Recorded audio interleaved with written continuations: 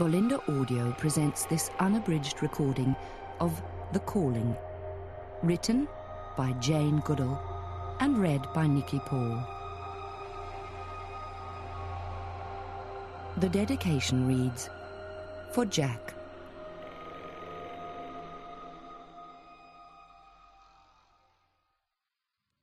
London, summer 1976. Chapter 1. Bryony's office was on the side of the building that caught the afternoon sun, and the heat had been building relentlessly over the past couple of hours. When she opened the window, there was no breeze, only the backdraft from the passing traffic. She stood there for a moment, breathing in the petrol fumes, then returned to her desk and stared at the pile of CID reports. As she reached for a large buff folder, her eye was distracted by the greeting card sitting on the desk next to it, and she picked that up instead, smiling as she gazed at the French Impressionist picture of sailing boats on a blue-green sea. It was a birthday card, inscribed in Commander Macready's italic handwriting, wishing her every success in the coming year. Just like him to make the personal gesture, choosing a card that promised scenes of happy escape, then to sign it like that. Macready could never escape his own professional formality. Since his latest promotion, he had retreated to a glassed-in suite of offices on an upper floor at Paddington Green, and those who had known him in his former incarnation as a working detective gossiped about the waste and the irony.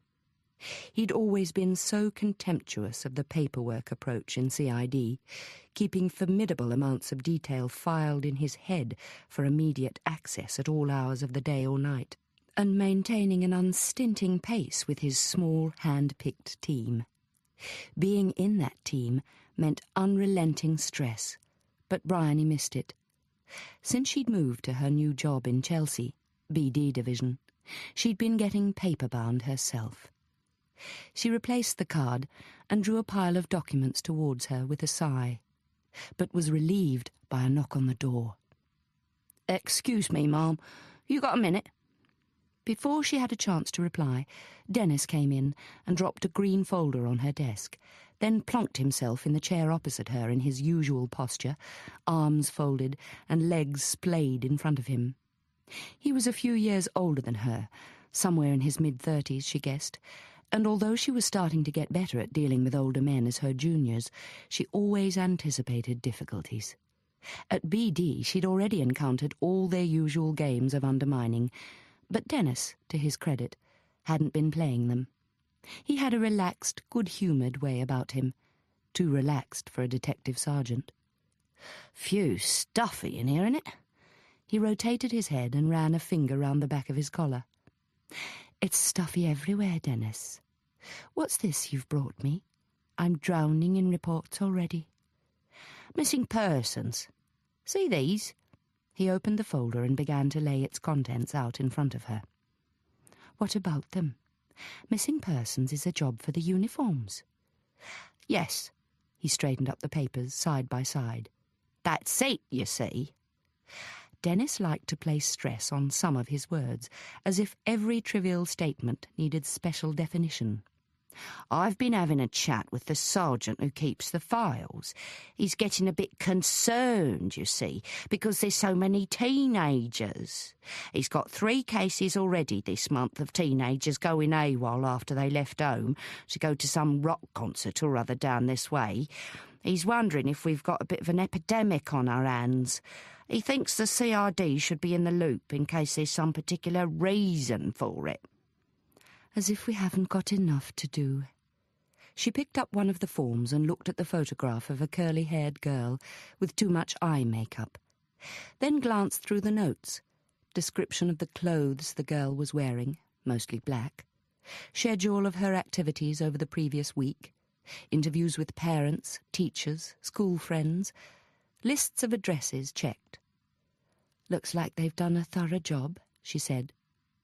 "Last seen by a couple of her mates at the Triangle Club in the King's Road." Dennis pointed to another form. "Same with this lad here." Bryony gathered up the forms. The triangle. How many people did they have there last Saturday night? 300? 400? We haven't got time to go chasing after badly behaved rock groups, asking them the whereabouts of their fans. But we'll keep an eye on the situation. As she handed back the file, the phone rang. "Message from one of the rapid response cars, ma'am. Bravo 2. They're following up on a 999 call, reporting a body by the Thames, Chelsea Embankment, a few yards west of the Battersea Bridge." "Has the coroner's officer been called out?" "Yes, the divisional surgeon's on his way too." She hung up. "Got a pair of wellies in your locker, Dennis? You might need them." The river, or what remained of it, made a strange graveyard. Bryony stared at the assorted garbage lodged in the mud, thinking, only one body in all this lot? It looked as though corpses might be spontaneously produced in there, black slimy things with tangled limbs and no faces, popping up to the surface in clumps. Dennis joined her, leaning on the wall. "Old Father Thames. Not doing much rolling along just here, is he? I'll get the ladder." Glad she'd chosen her older canvas slacks to wear this morning, Bryony pulled on the outsized Wellington boots and climbed onto the wall. She was contemplating the 5-foot drop on the other side when the coroner's officer arrived, accompanied by an improbably young-looking doctor whom she recognised. He'd attended a couple of suicide scenes she'd dealt with in the past few months. "Don't jump, ma'am," he said as he walked towards her. "You'll find the world looks a lot worse from the other side of that wall." A broad smile and a hand held out in greeting showed the remark was prompted by a wayward sense of humour. He got up on the wall next to her and surveyed the scene. "What a god-awful mess. Well, we should look on the bright side, Inspector Williams. It might deter a few suicides. You wouldn't want to jump off Battersea Bridge into this, would you?" Dennis set the ladder in place, and they climbed down, with the coroner's officer leading the way. As Bryony stepped onto the foreshore, the sole of her boot broke the caked surface of the mud, and she had to extract it from the sucking morass underneath. "Where's the body, then?" asked the doctor brightly. A uniformed officer was standing guard, but you couldn't see what he was supposed to be guarding. "Well, there's no actual body, sir, as such. Just this." The officer pointed to a naked foot, lying at the edge of the water. The leg was detached below the knee. Stranger things had been thrown up by the river, but this was the first time she'd witnessed the finding of an isolated body part. The coroner's officer picked the thing up and laid it on a sheet of plastic, then turned it over. He glanced at Bryony. "Probably male, judging by the foot. Big-boned. I wouldn't say that was normal decomposition," he said, pointing to the blackened mess above the ankle. She looked around. Maybe not. But decomposition would be quicker in this heat, wouldn't it? The coroner's officer began to wrap it, but she noticed something. "Wait, let me have another look." She crouched and turned it over again, brushing some of the mess from around the ankle. "What's this?" It was a ridge of black stuff, clogged with mud and oil, but she could discern ridges in the outline. Chain of some kind? On the pathologist's estimation, the limb was from a male body, probably aged 18 to 28, and it was less than 36 hours since... Since what? Bryony pulled her chair in closer and went back through the report. They couldn't be sure the person attached to that leg was actually dead. But if he was, they were looking at murder, or a very nasty accident.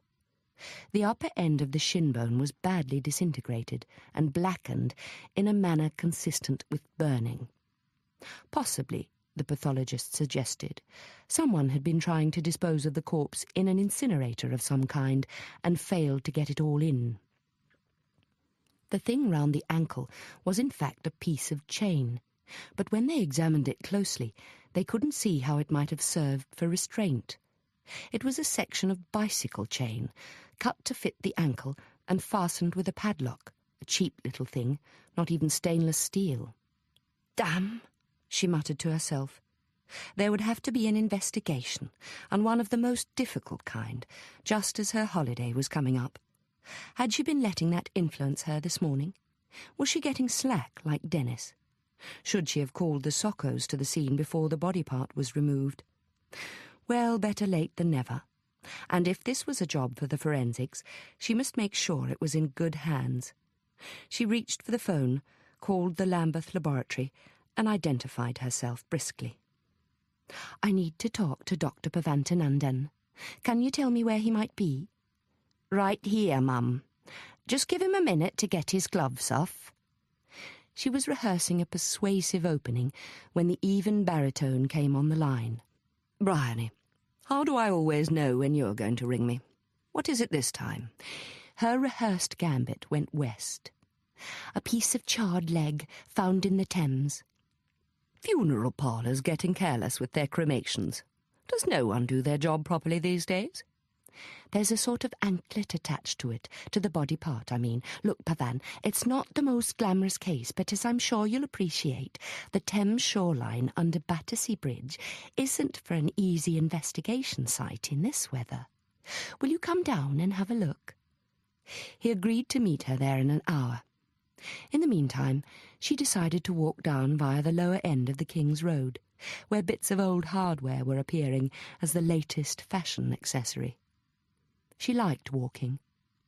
Since the uniforms did most of their patrolling in the cars now, there was often a lack of on-the-ground knowledge, the kind you got from going past houses on foot, overhearing snatches of talk, seeing the graffiti and the handmade bills pasted up on the telegraph poles, reading the body language of the groups hanging around in the street. The notorious shop at number 430, which kept changing its name, but whose sign currently read "Sex" in massive pink letters, was surrounded as usual by hangers-on, wearing mohair vests in the still clinging heat.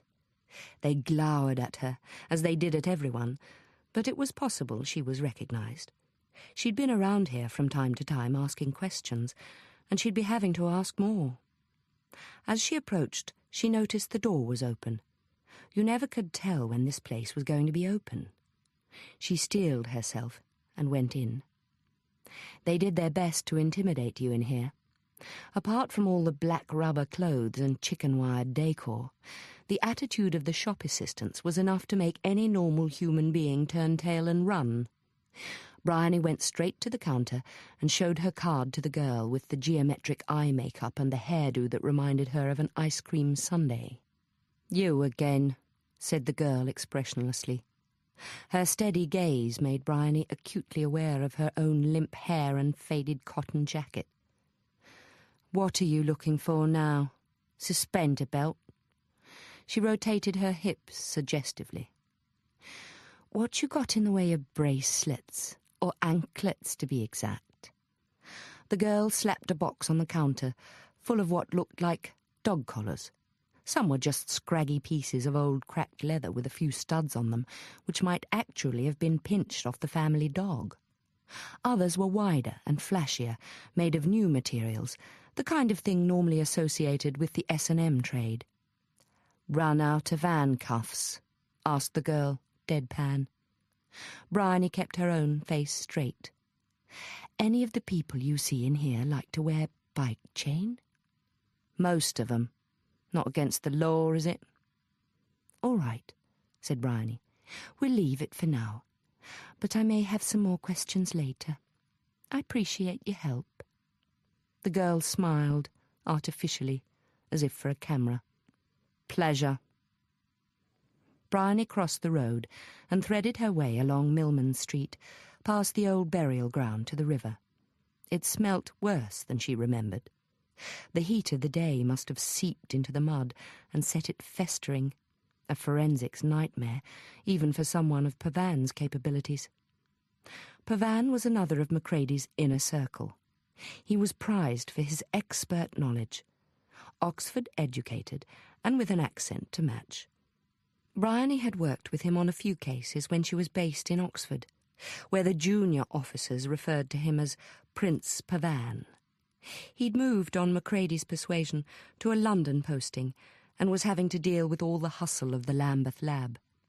He arrived 15 minutes late, wearing polished shoes and a double-breasted suit, but accompanied by Ken, the lab liaison sergeant, who was dressed for the dirty work.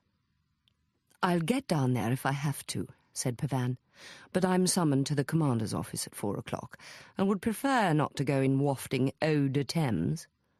Bryony rolled up the legs of her slacks and went down herself, leading the way to the spot. She began to describe the grisly find, but Pavan interrupted from above. "We've seen it. We came here via the mortuary." "Oh, yes. Any observations?" "He was wearing ill-fitting shoes. There's a blister on the heel." He drew a breath, but didn't continue. "And?" She was getting impatient. "It's possible we may be able to get a fingerprint off the padlock if there was oil on it. The conditions of preservation are against us, obviously, but a padlock is typically held firmly between the forefinger and the thumb, so if the impress was strong enough, we may be lucky." Pavan placed one finely shod foot on the wall and leant over. "We're looking for traces of rust from the padlock and chain, or charring from the end of the bone. If we find those in the surrounding mud, it will give us an indication that it's lain here for some time. Otherwise, we can infer it's recently been washed up from somewhere else." "Any ideas about the owner?" "The owner of the leg? Male. Are you asking me to be more specific?" "Age," said Bryony, "is what I'm wondering about. We're dealing with more than our usual quota of missing teenagers in these parts." "The usual quota being considerable, I imagine." "Quite considerable. It's getting a bit wild around the lower end of the King's Road. They're wearing chains and padlocks as personal ornaments, along with a lot of uglier stuff. Leather masks, swastikas, broken razor blades." Ken looked up from his work, scooping the ooze into plastic containers with a spatula. "Swastikas? I saw a character only the other day with a swastika tattooed on the side of his head. He was hanging out near the lab entrance in Lambeth, waiting to do some drug deal, no doubt." "Let's hope that was all he was waiting for," she said. Chapter 2. Sharon stared at the exam paper. "Write your name, centre number and candidate number in the space provided on the front of the answer book. Sharon Kendall. You got 2% for that, apparently, writing your name on the answer book. 2 down, 98 to go." The front page of the question paper was all instructions, with the words "must" and "not" in capital letters. Answers must be written in black. Do not use pencil or coloured ink. The world was full of people wanting to give you orders and make you answer questions about measurements and quantities. She opened the answer book, picked up a red biro, and wrote a question of her own. "What do you call a hole 2 miles wide and 3 miles long?" Answer: Watford. The next question wasn't so easy. "Why am I sitting here?" Where else was there to go? That was the short answer, given she was living in a town that was a complete hole, and she didn't have the money to go anywhere else or anyone to go with. At least tomorrow she'd be getting out of this hole for the day. Maths was the last exam for most of the class, so they were going on an excursion to celebrate the end of all the swatting and sweating. Not that Sharon had done much of that. The excursion was Terry Kent's idea, of course, Mr. Popularity, with his long wavy hair and his velvet jacket and his new red MG. He taught art, the only subject Sharon liked, but she was sceptical about Terry, as he let them call him.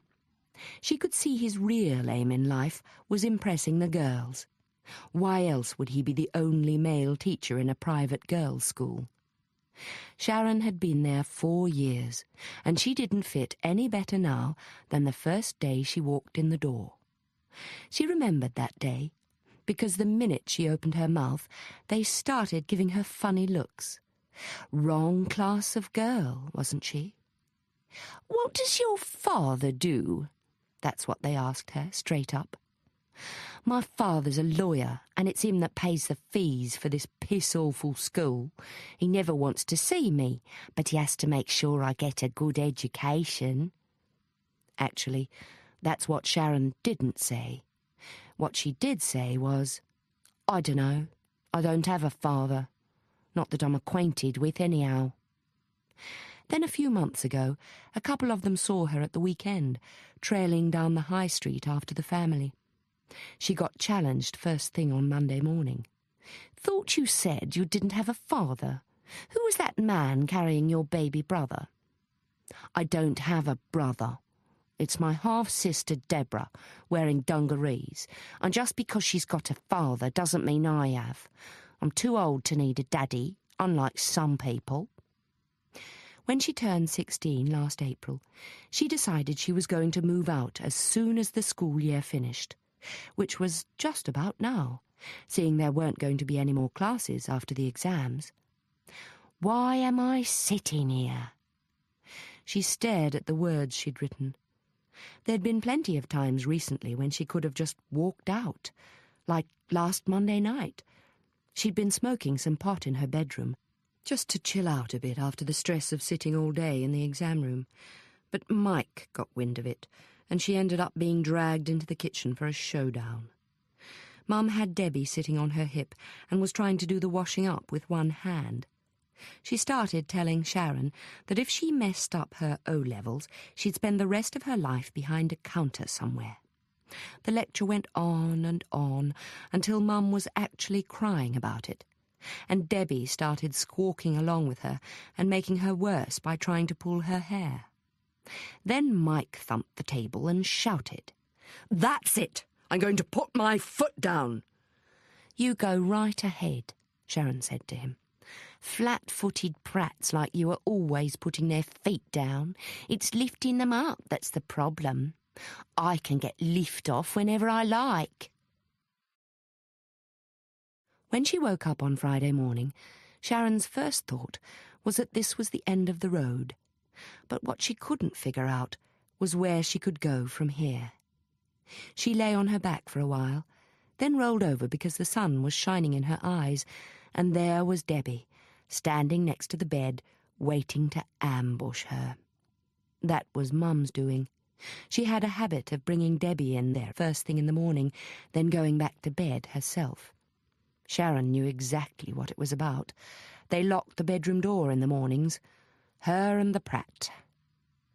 Debbie was making jerky knee bends, holding onto the side of the bed and going ah with her mouth wide open. That meant she wanted to be lifted onto the bed. She liked to plant the top of her head in the quilt and upend herself, making buzzing noises through her lips. Sharon was supposed to catch hold of her feet. Debbie seemed to get an incredible thrill out of that, and as soon as she was let go, she demanded a repeat performance. Upside down, upside down! It occurred to Sharon that if Debbie was made to behave properly, she could turn into a reasonable sort of a sister. But as this thought was passing through her mind again, she noticed that an expression of intense concentration had come over Debbie's face, which meant only one thing: dirty nappy. As the telltale sounds and smells exploded, Sharon swept her up under the armpits and took her back to her cot, calling to alert Mum to the emergency. Returning to her own room, she shut the door and put on her school uniform, then glared at herself in the wardrobe mirror. Who invented this ridiculous gear, anyway? Pleated skirts and ties. The only people who really liked it were pinched-up school teachers and dirty old men. She was first down in the kitchen, hoping to catch her mother before Mike appeared, and touch her up for a couple of quid. Mum put Debbie in the high chair and gave her a bowl of stewed apple, and Debbie began doing what she usually did, which was to scoop up a spoonful of it and throw it over her shoulder. So Mum took the spoon off her and tried to put the stuff in her mouth, but Debbie made a horrible grunting noise and twisted around so she nearly upset the chair. "Why don't you give her something crunchy to eat?" Sharon said. "She's got teeth, hasn't she?" "Don't be rude, Sharon. Get yourself some toast, will you? and do a couple of pieces for Mike." Sharon put the bread in the toaster. "Want toast?" Debbie piped up. "Want toast?" There was a lot of squealing and squirming then, till she was let out of the high chair with a finger of toast in her slimy fist. Sharon broached the question. "You know, we've got that excursion up to London today. Can I have some extra money for expenses?" Mum gave a sort of little huff, but it didn't sound too unfriendly. "You better look in my purse." That was just the moment Mike chose to come slouching in. By the expression on his face, it was evident he was still smarting over the Pratt remark. "What are you doing?" he demanded. Mum came over to take the purse. "She wants a bit of extra pocket money, that's all, for expenses." She picked out £3 notes and was about to hand them over. "What expenses?" "She's going to London with the school. Then she can take a packed lunch like the rest of us." He turned on Sharon. "And you're lucky to get that the way you behave. You want to learn some respect. Some kids your age would be grateful to have a decent home, let alone all the fancy extras." Sharon said she'd do without lunch and left. Chapter 3.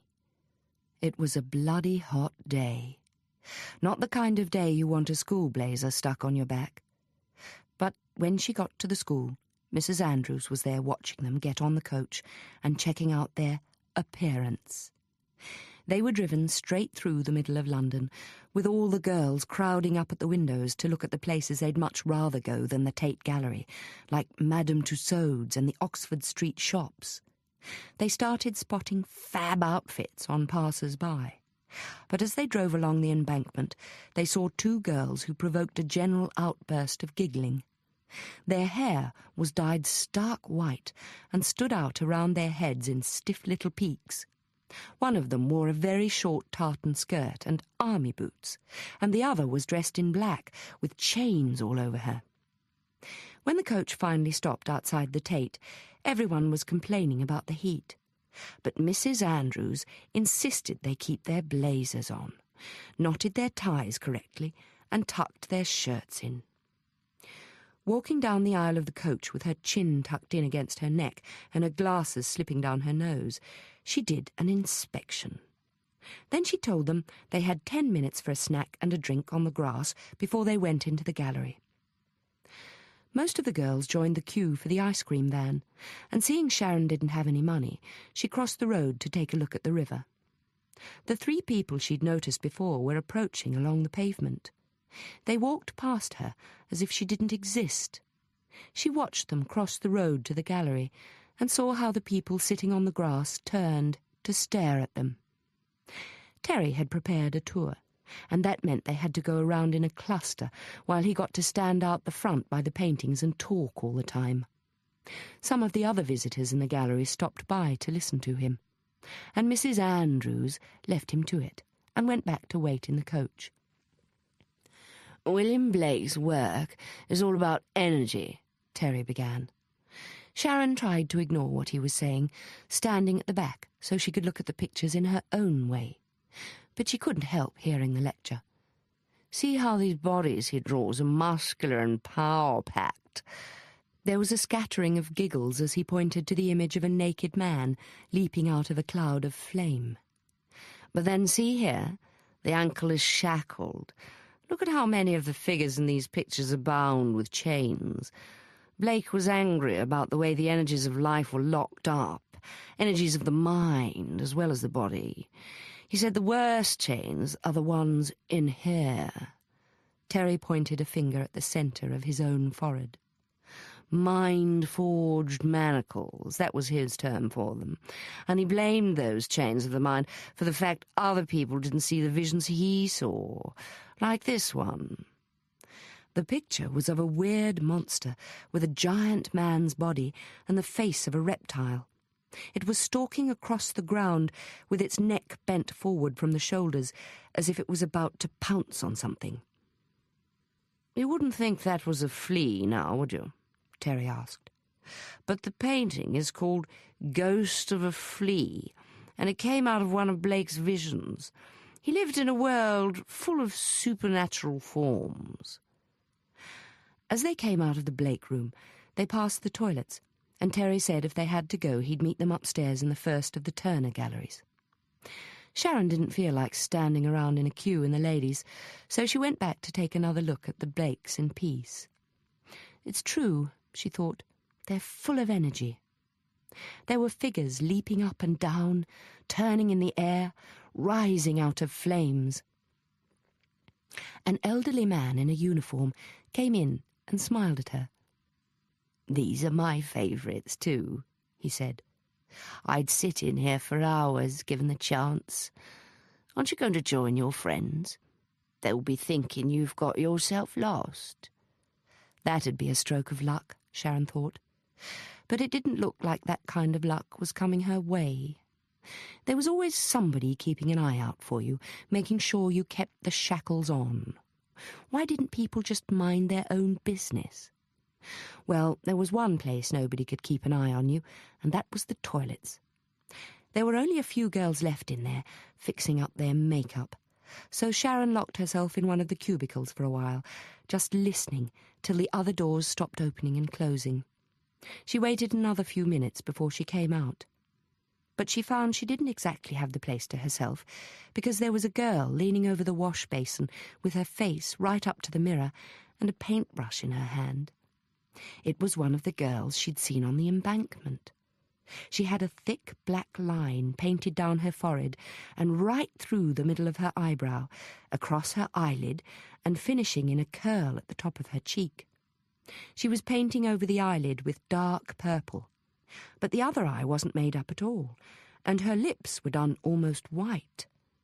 Sharon was washing her hands, trying to look without exactly staring, but after a bit she just stood there and honestly gawped.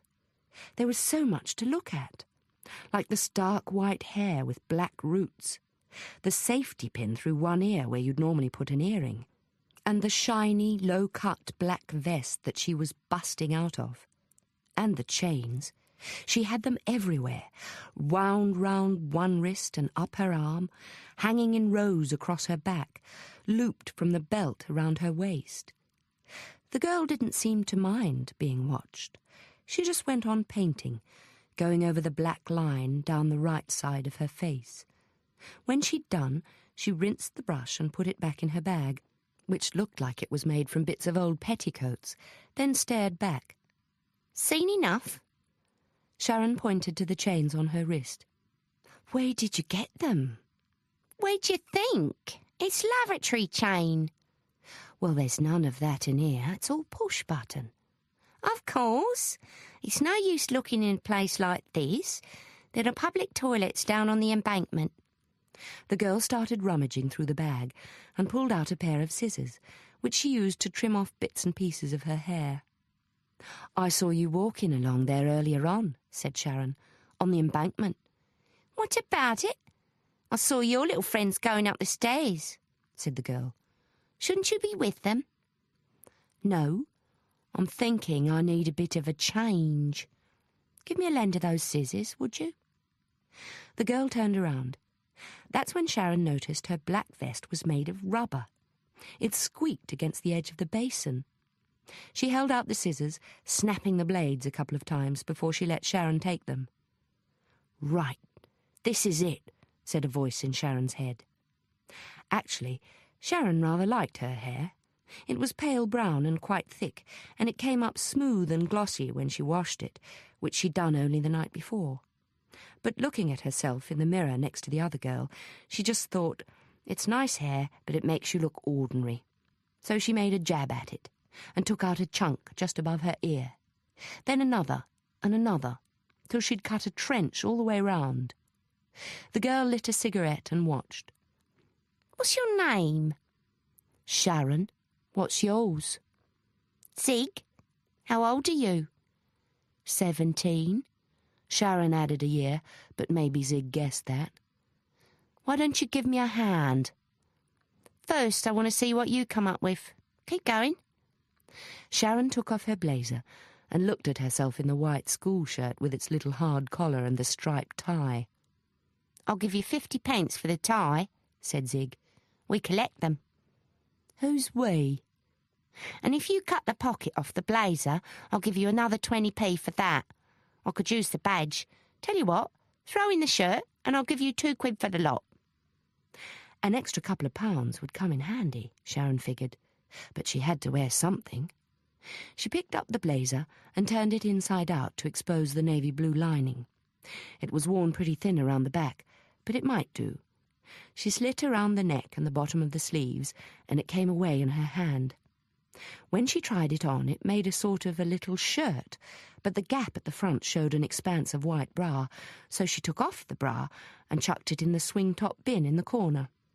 Zig lodged the cigarette in the corner of her mouth and made a slow clapping gesture, then pulled something out of her bag. Here, present for you. It was a string of safety pins, different sizes. Sharon started trying to pin the front of the lining together from the inside, but that made Zig laugh. She grabbed the pins back, picked a few of the bigger ones, and fastened them across the outside so they showed up. Get in there, Zig said. But you need to get those sleeves off. She tossed the butt of her cigarette into one of the toilet bowls and started to cut around the top of the arm. That was when they heard the voices. They were coming right for the door, so Sharon hardly had a split second to act. "Sharon! Sharon! She must be in there. Are you in there?" She grabbed the blazer and nipped into a cubicle. As she turned to close the door, she saw Zig dump her bag in the basin to cover up all the hair clippings. "Oh, sorry." The voice seemed unnecessarily loud and chirpy. "We're looking for a girl called Sharon. Long hair, brown eyes, about my height, bit chubby round the knees." There was a burst of giggles. Hands started pummeling on the toilet door. "Do you mind?" said Zig. "There's a friend of mine in there. She's not feeling well. Got the shits, as a matter of fact. Give her a bit of peace and quiet, can't you?" "Oh, sorry, but we do have to find Sharon. Sure you haven't seen her anywhere? Long brown hair." "You already said. I haven't seen anyone like that." "If you do, would you report it to the front desk out there? We're worried she's got herself lost." There was the sound of the outside door creaking as it opened again, then swung closed. "All clear," said Zig. Sharon came out, sensing that she had gone up a bit in Zig's estimation, seeing there was an actual hunt on for her now. Both of them recognised the need to act fast. Zig finished ripping out the sleeves of the top, then wetted and soaped her hands and ran them through Sharon's hair so it stood out sharp and stiff. Sharon got to work on her school skirt, cutting off about 6 inches and making a slit down the side. Then she used the rest of the safety pins to connect the edges up again. While she was doing that, Zig was working on her left eye with the paintbrush and kept telling her to hold her head up. When Sharon got a chance to see in the mirror again, she could hardly recognise herself. There was a big black patch all around one eye, and the rest of her face was dead white, like chalk. Zig fished in her bag and pulled out a piece of red tartan, clipped the edge of it, then ripped off a strip about 2 inches wide. That made a sort of headband, tied around under Sharon's hair and over the ears, finishing in a knot at the side. "Brilliant," Sharon said. But Zig was pointing at her legs and feet. "Dead giveaway." She squatted down and pulled at the fabric of the black tights, twisting it around and then skewering it with the scissors. Great big ladders appeared, and she pulled at them so they got wider. "OK," she said. "That'll do." She started throwing her stuff back in her bag, while Sharon cleared the hair out of the basin and flushed it down the toilet. "All right," said Zig. "Let's go." Chapter 4. Things seemed quieter than usual at the station, Bryony was thinking. The calm before the storm. For the last few months, Friday nights had seen more than their fair share of violent incidents. Street fights, arson and vandalism, mostly down the lower end of the King's Road. Repeated appeals for extra manpower, they still insisted on calling it that, she noted wryly, had finally paid off, with 6 extra constables, a DC and a DS being transferred in from other stations at the beginning of this month. Then Dennis had been moved across to her team from a quieter part of the division. Whatever her reservations about him, she had him to thank for the fact that she'd been able to confirm her holiday arrangements for next week. She collected her mail and sorted through it rapidly. Routine stuff. Still no report from the Lambeth lab. She rang Pavan. "I'm sorry," he said, in his most formal tone. "I'm afraid I've had a number of rather urgent cases claiming my attention." "This is a suspected homicide, Pavan." There was a pause on the other end of the line. "We can't rule that out, of course, but I have another theory. As a matter of fact, the Battersea foot, as my colleague is affectionately calling it, has had rather more than its share of our attention. It intrigues me. Have you ever come across a case of spontaneous combustion?" "Of what? I thought that was a myth." "A rare and strange event, Bryony, which attracts mythologies. But it is a fully attested phenomenon. I'll explain the chemistry to you sometime." "Well, I'll take a bit of convincing on that one. You mentioned a blister on the heel. Dennis has found a shoe caught against one of the posts under the Chelsea wharf. Size 10 lace-up brogue. Not much wear on the sole, newish, cheap leather. What size is the foot?" 9.5. "Perfect for an ill-fitting shoe. Thing is, Pavan, there's the gasworks at Sands End and the Lots Road power station. I've spoken to the management. No accidents reported. But if a body had been put into one of the incinerators at either of those sites, any remains would very likely have got into the Chelsea Creek and been washed into the Thames. So let's say the Battersea foot has come along that way. It might well have lost its shoe as it collided with the posts on the Chelsea wharf, and the current would have caused it to wash up after the bend in the river, where the foreshore is shallowest. Seems to me that's a much more likely scenario than spontaneous combustion." "Then where is the sock?" asked Pavan. "It would be normal to wear socks with brogue lace-up shoes." "Not everyone dresses as elegantly as you. Shoes without socks is a fine English tradition, especially in summer. Did you get anywhere with the fingerprints?" "Yes, as a matter of fact. A thumb and a forefinger. Ken took them over to C3 for checking." "When?" "Yesterday afternoon." "I'll chase it." She disconnected and dialed the number for the Fingerprint Bureau. They were working on it now, they said, and would call her back if they found a match. Bryony put the phone down and thought for a minute, then went to find Dennis in the CID room. "How have you been going with that checklist I gave you?" she asked him. He gave a toneless laugh. "Oh, we've had great fun, Aidan and me, poking round the incinerators in this weather. I've got a list for you of the ones we've had a look at." "Bring it into my office and ask Aidan to come as well. I want to talk to both of you." Aidan Silvera had already impressed her as a smart operator. He was Jamaican and had made his mark at Notting Hill doing community liaison work with the Carnival Development Committee, until his chief super started backing the petition against it. Silvera was unhappy about the change in policing policy. He got on the wrong side of his superiors, and they'd gone out of their way to encourage the transfer. But so had she.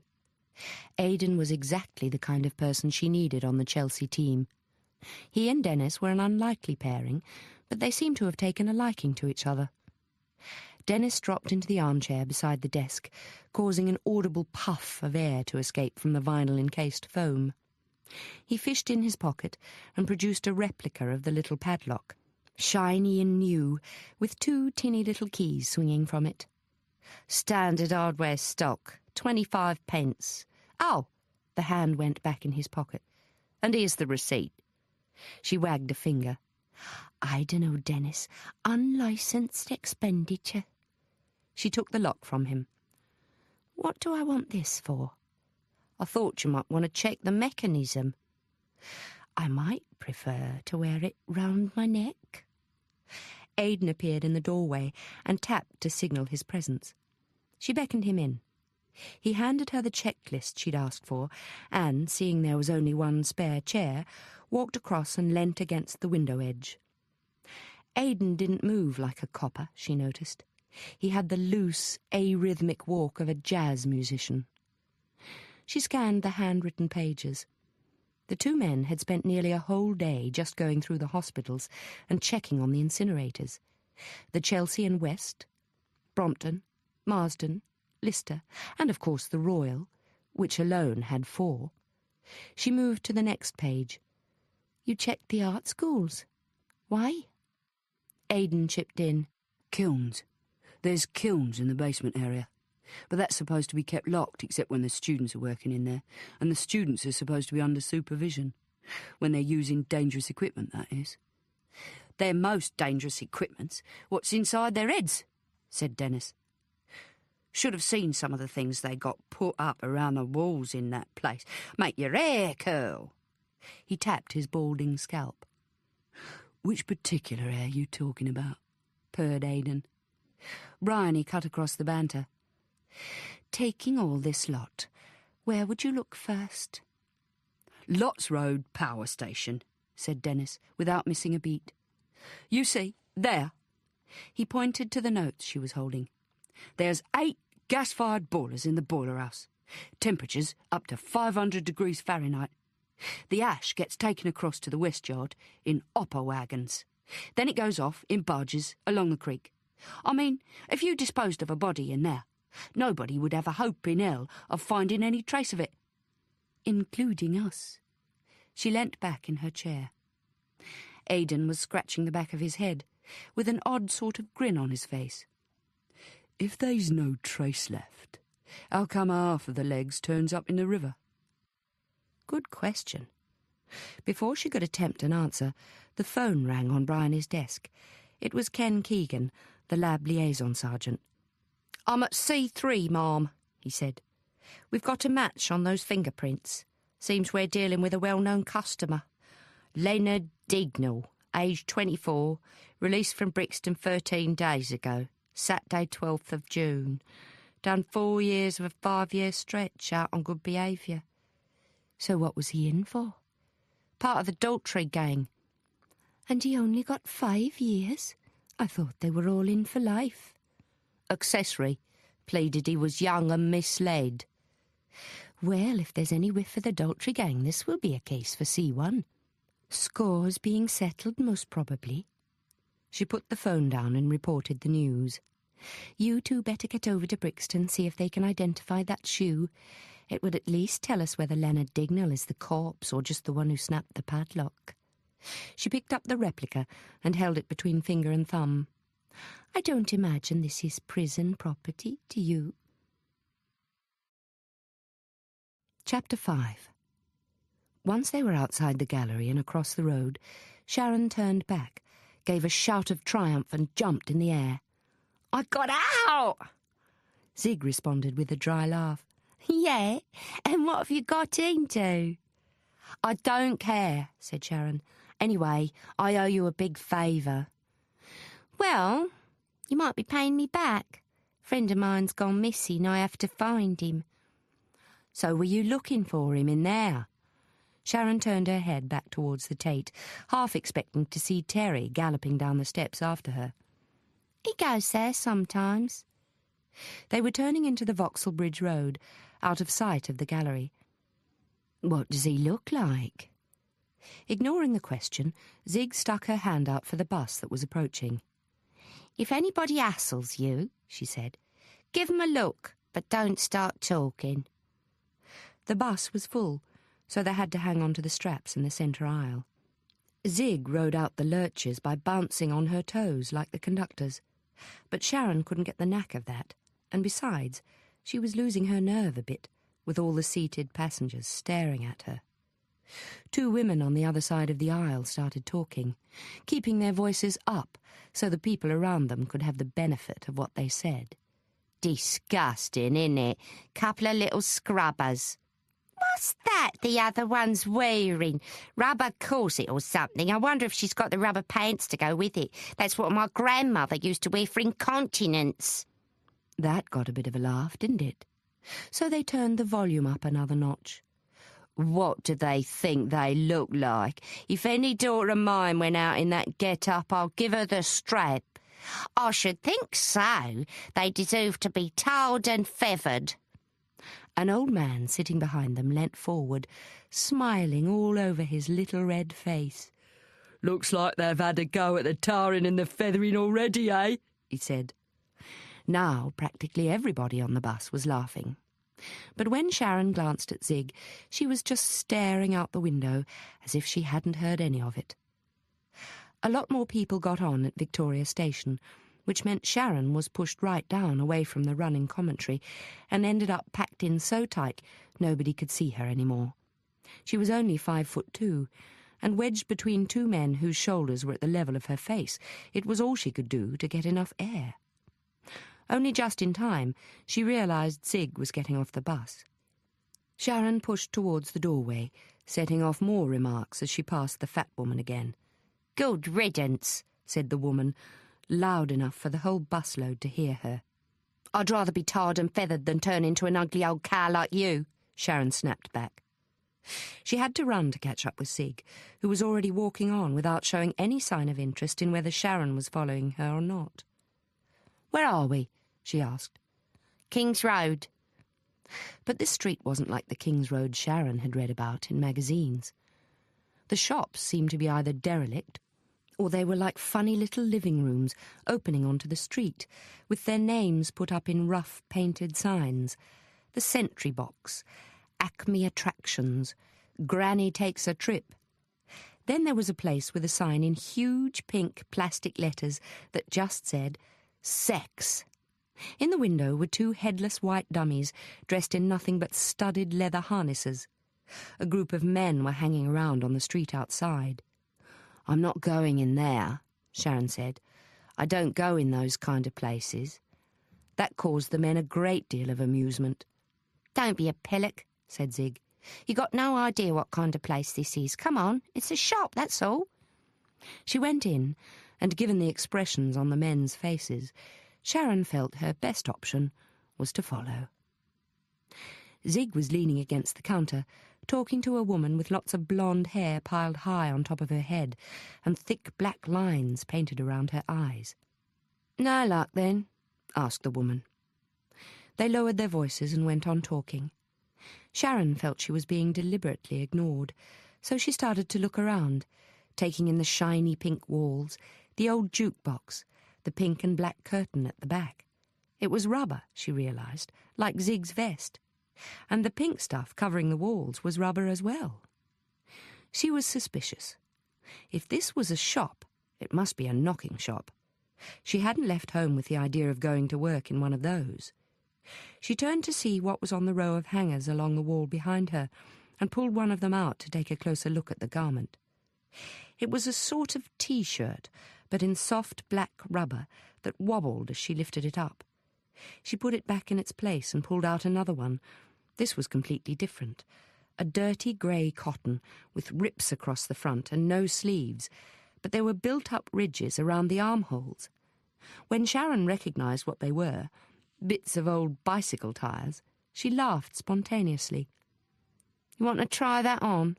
The shop assistant with the beehive was standing behind her now, hands on hips, looking as if she thought she was the Queen of Sheba. Sharon turned over the price tag and stopped laughing. She's skinny flint, said Zig. Just done a bunker, haven't you, Sharon? Cut off all her supply lines. But here, look, what about these? She ducked behind the counter and came up with a pair of black boots. Going cheap? Sharon looked them over. They were leather, with thick rubber soles and a set of straps and buckles instead of a zip down the side. Obviously someone had worn them around a bit, and one of the straps was broken. But apart from that, they were still in pretty good nick. She put one of them on. It was a size too big, but that wouldn't matter. Yeah, she said, I like them. But even if they are cheap, I can't afford them. A man appeared from behind the curtains and created a distraction by going over to the jukebox and pushing coins into it. One of them must have got stuck, and he started poking around with the end of a wire coat hanger, trying to unblock it. It's your money that's the problem, said Zig. It's bent. Have to make my own entertainment then, won't I? He turned, leaning against the machine. Any special requests? You can't sing, Flack, Zig retorted. How would you know? The man had a plainer look than most of the other people around here, Sharon was thinking. His hair was cut close. It was a natural drab brown, and he wore a pair of old tramp's trousers with string around the waist. His only embellishment was a big round badge on his vest with a peace sign and the words, "Give Deaf a Chance." You couldn't sing "My Old Man's a Dustman," said Zig. Not for quids. You could pay me not to. He was answered with a swivel of the hip as the Queen stalked behind the counter and began sorting through the stuff in Zig's bag. My old man's a dustman, the bloke chanted hoarsely. Zig turned on him. Shut up, Flack. Flack hooked his thumbs into the waist of his trousers, head on one side. Got to pay me to do that.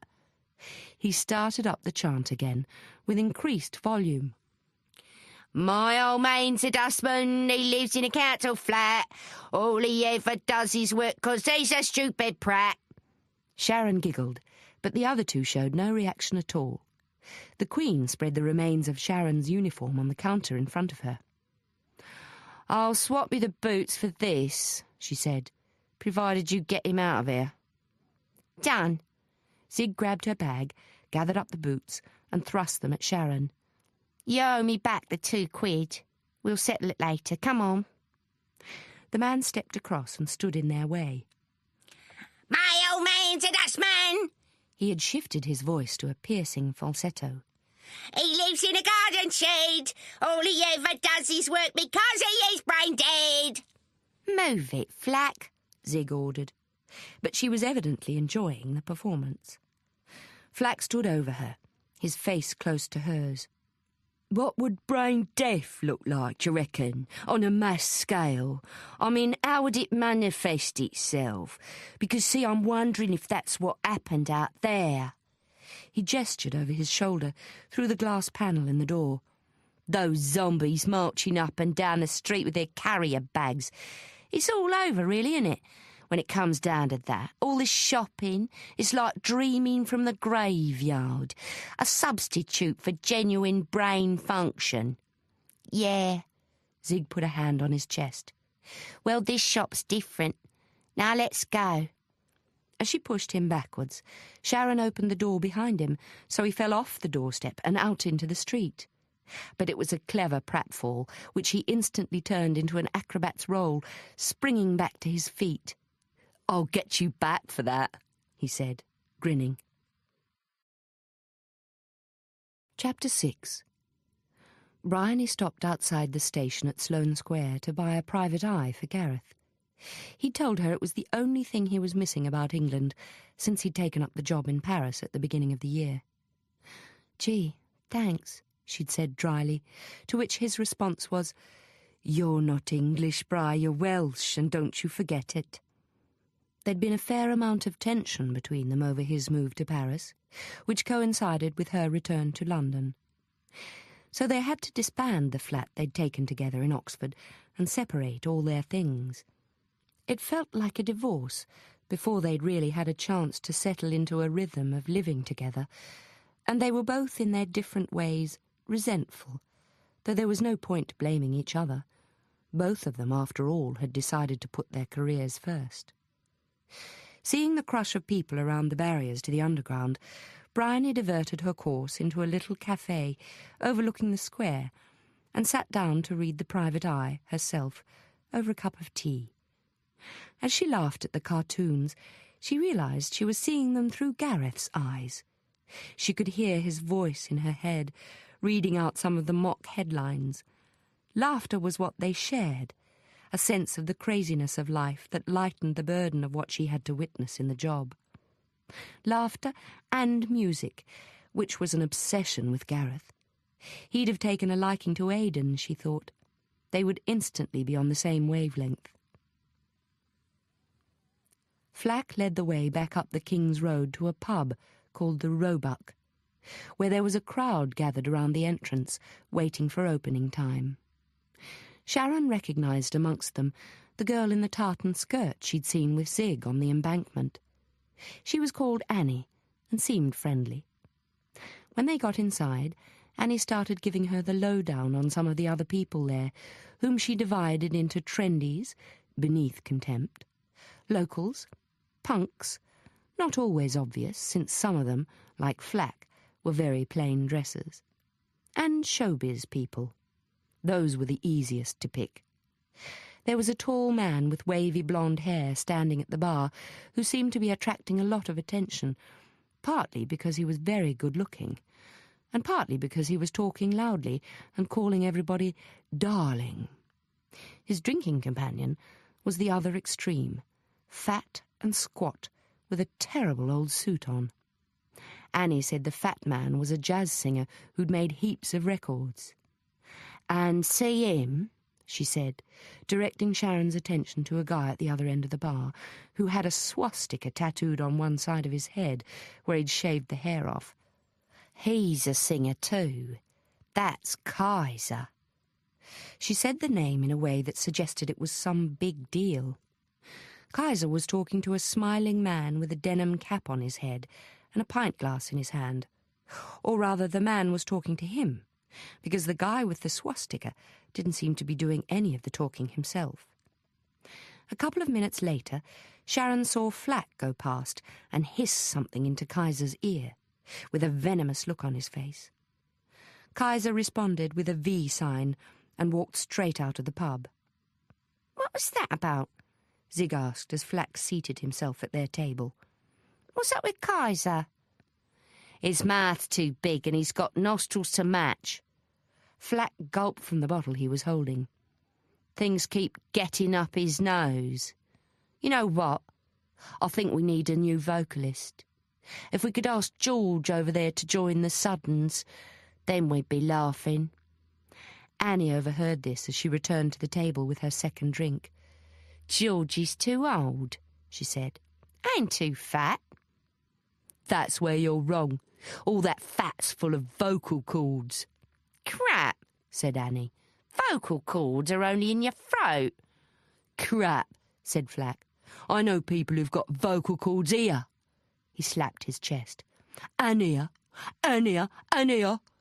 He slapped his forehead, then the top of his head, then his stomach.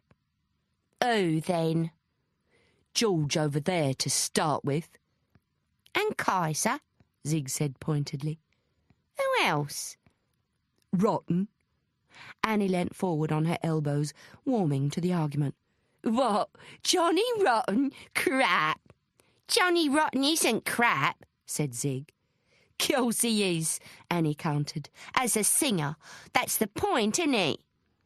Flack drained his beer. "That boy can belt out a song through his fists. He's got vocal cords in his knuckles." He was evidently warming up to a bit of a speech about this, but was interrupted by the man in the denim cap. "Hi," said the man, holding out a hand, which Flack ignored. "I'm Logan Royce, correspondent for Beaten Tracks. You're Flack, right?" "What of it?" Flack didn't return the smile. "You're the manager of Sudden Death, right?" Logan Royce had an American accent. "I'd like to talk to you. Mind if I sit down for a minute?" He looked at his watch. "Only a minute, I promise you. Gotta be at the Paradiso by 7:30. "You get bottled if you turn up at the Paradiso in that hat," said Flack. The man chuckled and drained a couple of inches from his pint. "Bottled," he said. "What's bottled?" "Bottled is when they throw bottles at you," said Zig. "If you're lucky, it's not the broken ones."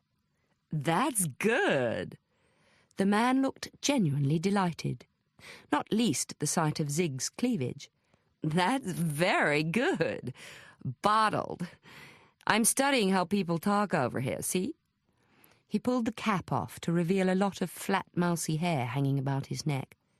"But I take your point. I haven't quite got the look yet. In New York, they're still modeling John Lennon." Flack stuck his finger in a wide-open mouth and mimed a vomit. I know. The American took another gulp of his drink. Peace and love and the whole damn thing isn't your thing. As a matter of fact, I'm writing an article about hate culture for my magazine. I'd like to do an interview with you. About what? You want to know what I ate? You want a list or something? Well, matter of fact, I saw someone walking around this afternoon in a T-shirt with a list of hates on it. But no, I don't want any lists. I'd like to dig a little deeper, find out what's going on underneath. Last time I was over here, just a month ago, your papers were full of stuff about that by-election in Leicester, where the National Front polled 15%. Now I walk along the street outside this pub, and what do I see? People wearing swastika signs like your friend Kaiser, and T-shirts with "Destroy" written on them. Flack made a sort of cackling noise. Logan turned on him. It's a joke, is it? It's the reactions that are a joke, said Zig. Is that right? Flack was ready with the follow-up. Little old England's so bloody proud of defeating the Nazis. If they think anyone's going to take that away from them, they go ballistic. All these people with their little grey lives in their little grey streets, walking round thinking to themselves, well, we done those nasty Nazis in, didn't we? What else have they got to feel good about? You're playing with fire, man, Logan growled. Oh, really? Flack showed his teeth in an ugly smile. I love fire. Here, I'll show you something. He fished a box of matches out of the pocket in his trousers and laid it on the table. Got a cigarette on you? Logan held out an open pack. Extracting 2 of them, Flack said, When I give you the nod, I want you to light these fags, but you've got to do it right. Both with the same match, one after the other, no messing about. Got that? Yes, sir. Logan gave a mock salute. Flack put the cigarettes in his mouth, 1 in each corner, and nodded. When they were lit, he took a few puffs, so the fags glowed and streams of smoke came out of his nostrils, then opened his mouth wide and swallowed. A few long seconds passed before he started making chewing movements with his jaw and pushed both the cigarettes out through his lips, still lighted. He offered one to Logan. No thanks, he said. I know where it's been. Where'd you learn to do a trick like that? That's not trickery. That's science. Everything to do with fire is science. Flack dropped one of the cigarettes and crushed it with his boot, then held up the other one about 2 inches from Logan's nose. Ever heard of spontaneous combustion? People seem to think it's a bit of a mystery. Stupid people, that is. In fact, once you know how it works, it's just a matter of technique. It's a matter of putting a light to exactly the right place on the human anatomy. The wick effect, they call it. Turns you into a fireball, consuming your own melted fat. You can burn a human body to a crisp that way. Except for the legs. For some reason, the legs and feet often get left over, hanging around as if they didn't even know anything had happened to the rest of the system. Is that sort of thing you mean by playing with fire? Logan moved back a bit, but he kept his cool. Not exactly. I was in San Francisco at the time of the Manson murders. One of the effects they had, was they changed the sense of humor. All sorts of things just didn't seem funny anymore. Hate culture. When it bites, it has a tendency to snap your head off. If you want to get to the Paradiso, you better split, said Flack. There's a bloke in a leather mask on the door, and if it's getting full, he selects the punters by their looks. I don't fancy your chances. Logan got up from his seat and finished his beer standing. Cambridge rapist masks. That's the kind of thing I'm talking about, see? I'll be at the Chelsea drugstore tomorrow, 12:30, Flack. You talk to me, I'll buy you lunch. Oh, how lovely. Flack watched him leave, then announced loudly, I wouldn't be seen dead in the Chelsea drugstore. Annie was wide-eyed. If he's a journalist, why don't you talk to him? A lot of people read beaten tracks. I've seen it on the magazine stands next to New Musical Express. How can you expect to make it in the rock music business if you don't even want to get in the music magazines? Tell you what I think, said Zig. I think you were riled because he was talking to Kaiser. You two aren't exactly hitting it off, are you? Flack raised his eyebrows.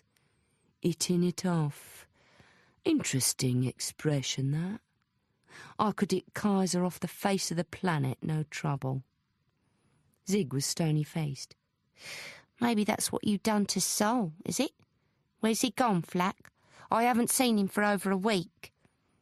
Maybe you haven't looked in the right places. I went looking for him this afternoon at the Tate, in the Blake room.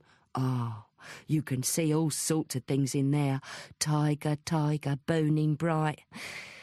Anyway, got to go. He stood up, but so did Zig. She grabbed Flack's arm and pulled him towards her. Don't piss me about. I want to know where he is. Flack had gone very still and was staring back at her.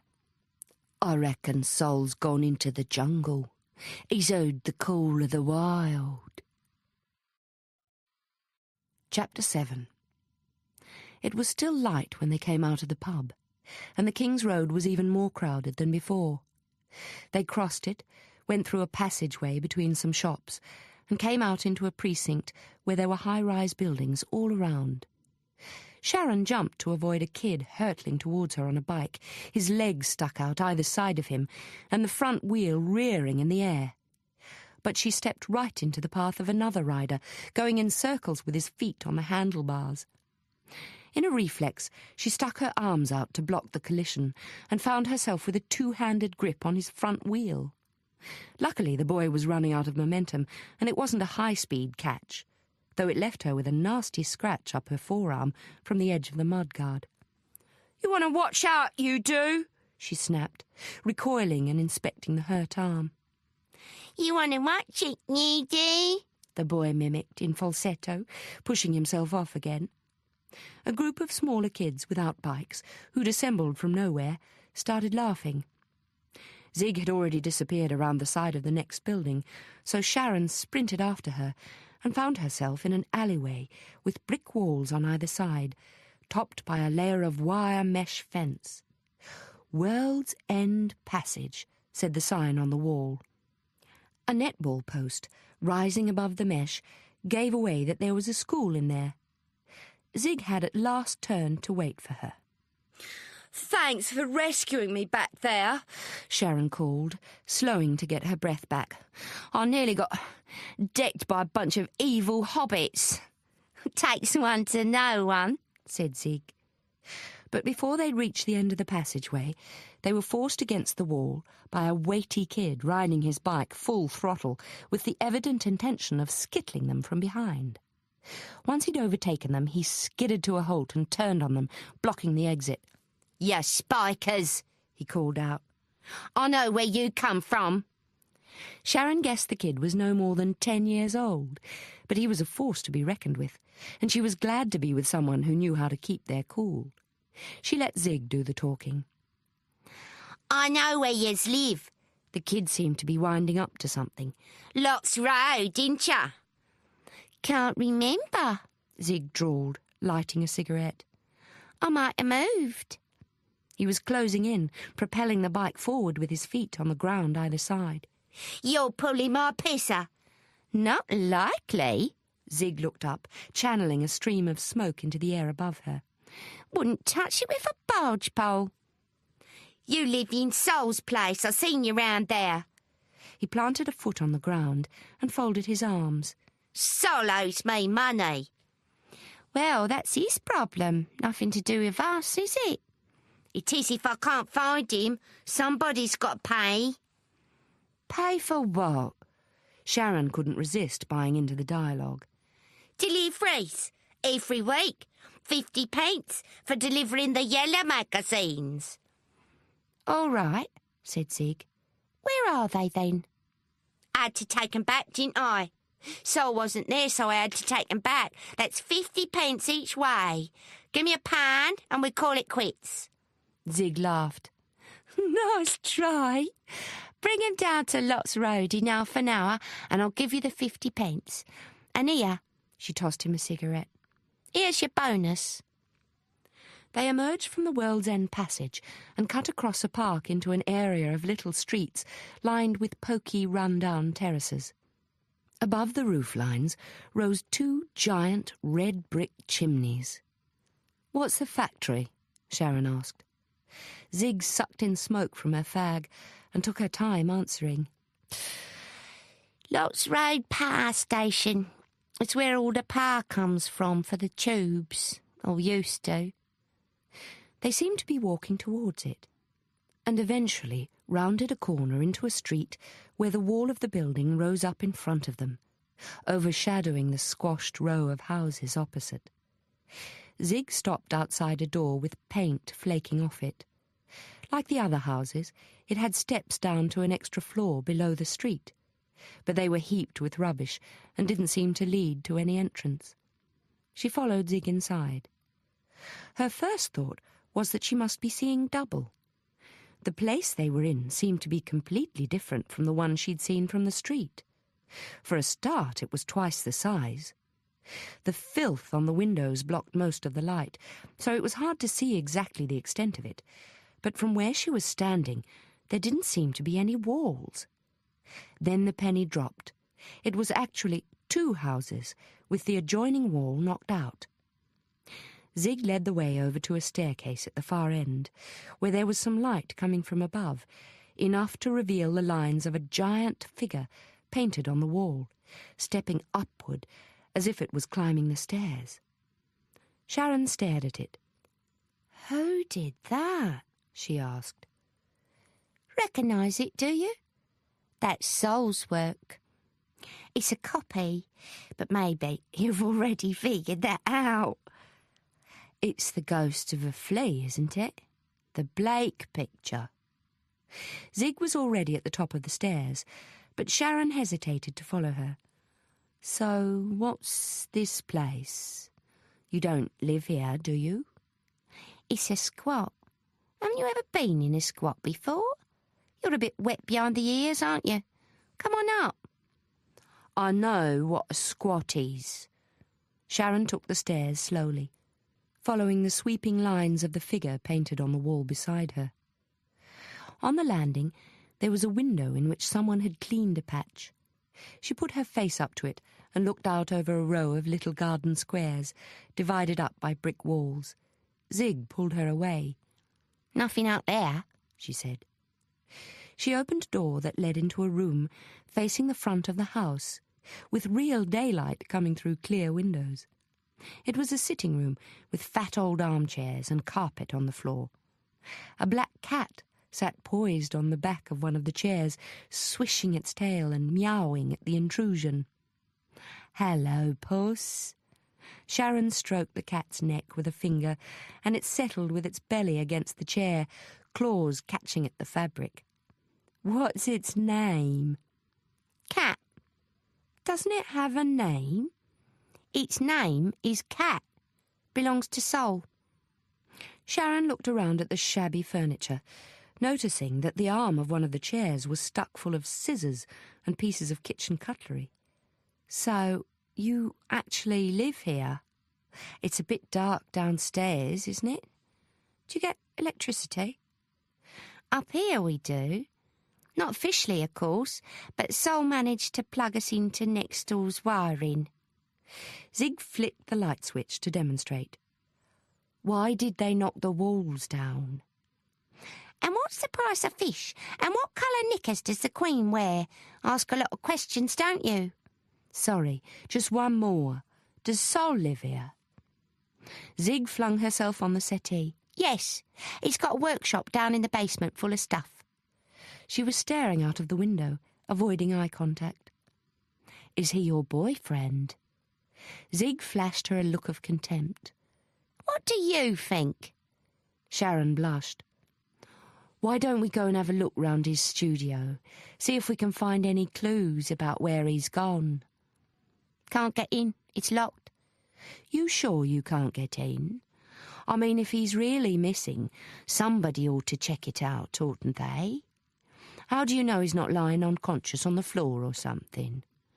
There's no way he could have locked himself in because the door's padlocked on the outside. Maybe we could break in.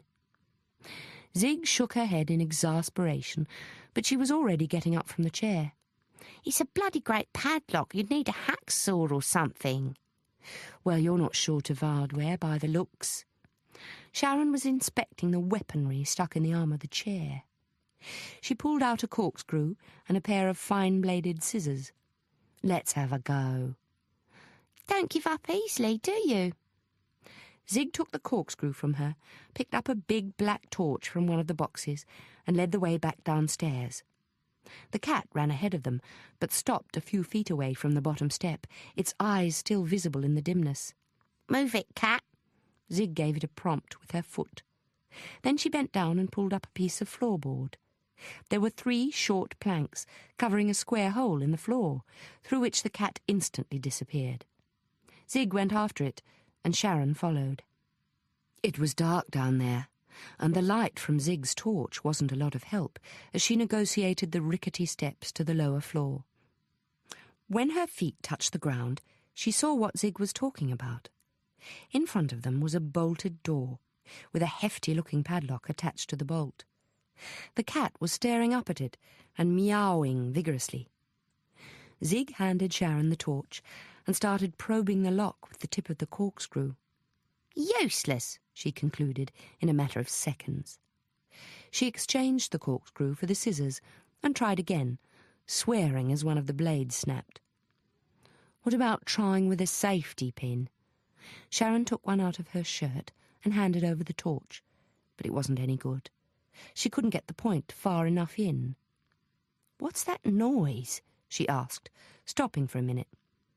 It's a factory. They run trucks underground. The distant rumblings suddenly got drowned out by a battering on the front door. Conker, said Zig. What? The boy with the fanzines calls himself Conker. Chapter 8. Friday was Bryony's first day off in 3 weeks, but she was up at 7 to be ready for the call from Gareth, who was ringing from Paris, where the clocks were an hour ahead. She had time for a shower and a bowl of muesli before the phone rang right on cue at 7:30. "Bry, I didn't wake you up then?" The voice never failed to work on her, with its Welsh lilt at the end of the question. "This is late by my standards. You should remember that." "Perhaps I should, but it's so long since we actually spent a night together." I know. She had been forced to cancel their last planned weekend to prepare for a court appearance. "Only a few days to go now." "So you're all set then? No last-minute emergencies this time, promise?" "I promise," she said. "How was your week? Did you get your private eye?" "Thanks, Bryony. 15 pence well spent. Good cover. An elephant with a circus clown in tow. Just about sums up the state of Britain, doesn't it?" "Well, don't blame me for that. What have you been up to, anyway? Are you still on the David Bowie bandwagon?" "Me and half the journalists in Paris. That's what's so frustrating, see? Everyone's after the scandal. If they'd only let me write about the fella's music. You playing the album?" Gareth had sent her station to station for her birthday, together with a designer-dressed box of French chocolates. She was toying with its spotted satin ribbon and smiling. "Oh, yeah, I'm eating champagne truffles and listening to Wild is the Wind." "I thought you'd go for that one. I like the title track. Takes a bit of getting to know, but it's a new direction for him, see? That's what the whole tour is about. Not that you'd know it from the press coverage here. His last concert in Paris was cancelled. 2 weeks ago, that was. But they're still trying to beat up the Führer about those comments he made in Sweden." "What comments?" "Sorry, Gareth, but I don't get to keep up with all the rock and roll news." We'll have to see about that then, won't we? More rock and roll for Bryony. You really don't know what he said? Tell. He said, I believe Britain could benefit from a fascist leader. Pop stars who try to talk politics. I mean, they're asking for it. I could earn a fortune if I wanted to spend all my time trying to dig up evidence that he's a fully initiated Nazi. Do you think he is? Course not. Just a bit of a stirrer. I don't like that kind of stirring. I saw someone on the King's Road yesterday with a swastika dangling from his ear. What's that supposed to mean? Playing dress-up, he said. That's what the King's Road's all about, isn't it? I don't suppose most of these kids even know who the Nazis were. They're just messing about with the image. That's probably right. But they're wide open to manipulation by anyone who's got something more serious in mind. Now listen, you're not going crusading against any local Nazis until after our holiday. She laughed. Don't worry, things are looking pretty quiet at the station just now. Liar, said a voice in her head. But she pressed on. The heat's put everyone in a daze. All the psychos are lolling around in the parks eating ice cream and staring at the blue sky. I wonder if the blue sky stretches as far as Aberystwyth, said Gareth. I doubt it somehow. It never used to. Well, it was your idea to go there. Anyway, I don't care what the weather's like. Neither do I. 2 whole weeks, Bri. It was the longest they'd spent together in a year. After she'd put the phone down, she went and stared at the overflowing washing basket. At the top were the canvas slacks she'd worn on Tuesday to go poking around the Thames foreshore. They looked beyond it, really. She dropped them into the bin and bundled the rest of the washing into a plastic bag, then opened the wardrobe, wondering what she had to put in a holiday suitcase. Not much. A couple of pairs of jeans, not of the latest cut, beat-up sandals, some limp T-shirts, and her blue parka, which she'd probably have to wear over everything anyway. The Aberystwyth seafront could be pretty bracing, even in summer. But then again, best be optimistic, as Gareth was fond of saying. Should she take a swimsuit? An unfamiliar thought occurred to her. She could go shopping. It was her day off, so why shouldn't she? She could shame the devil and actually go and buy some clothes. Nice ones, in colours that went together. She looked at her reflection as she shut the wardrobe. At least the regime of all work and no play was keeping her lean. Not so bad for 33 and a few days, was she? Yes, she would buy a swimsuit. She dragged the washing bag down to the laundrette, then took the bus to Oxford Street, and had a pleasant morning wandering about trying things on, letting the shop assistants play at putting things together for her.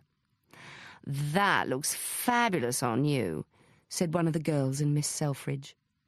Inspecting her image in the mirror, Bryony thought she wouldn't go quite as far as to say that, though the short khaki skirt with matching espadrilles suited her, for sure, and the loose-cut cheesecloth top suited the skirt, and the wide plaited belt was a nice touch. What about these? The assistant captured a string of heavy amber-coloured beads from a stand on the counter and slipped them over Bryony's head. Perfect! All right, she said. You win. I'll take the lot. But I really came in to look at swimsuits.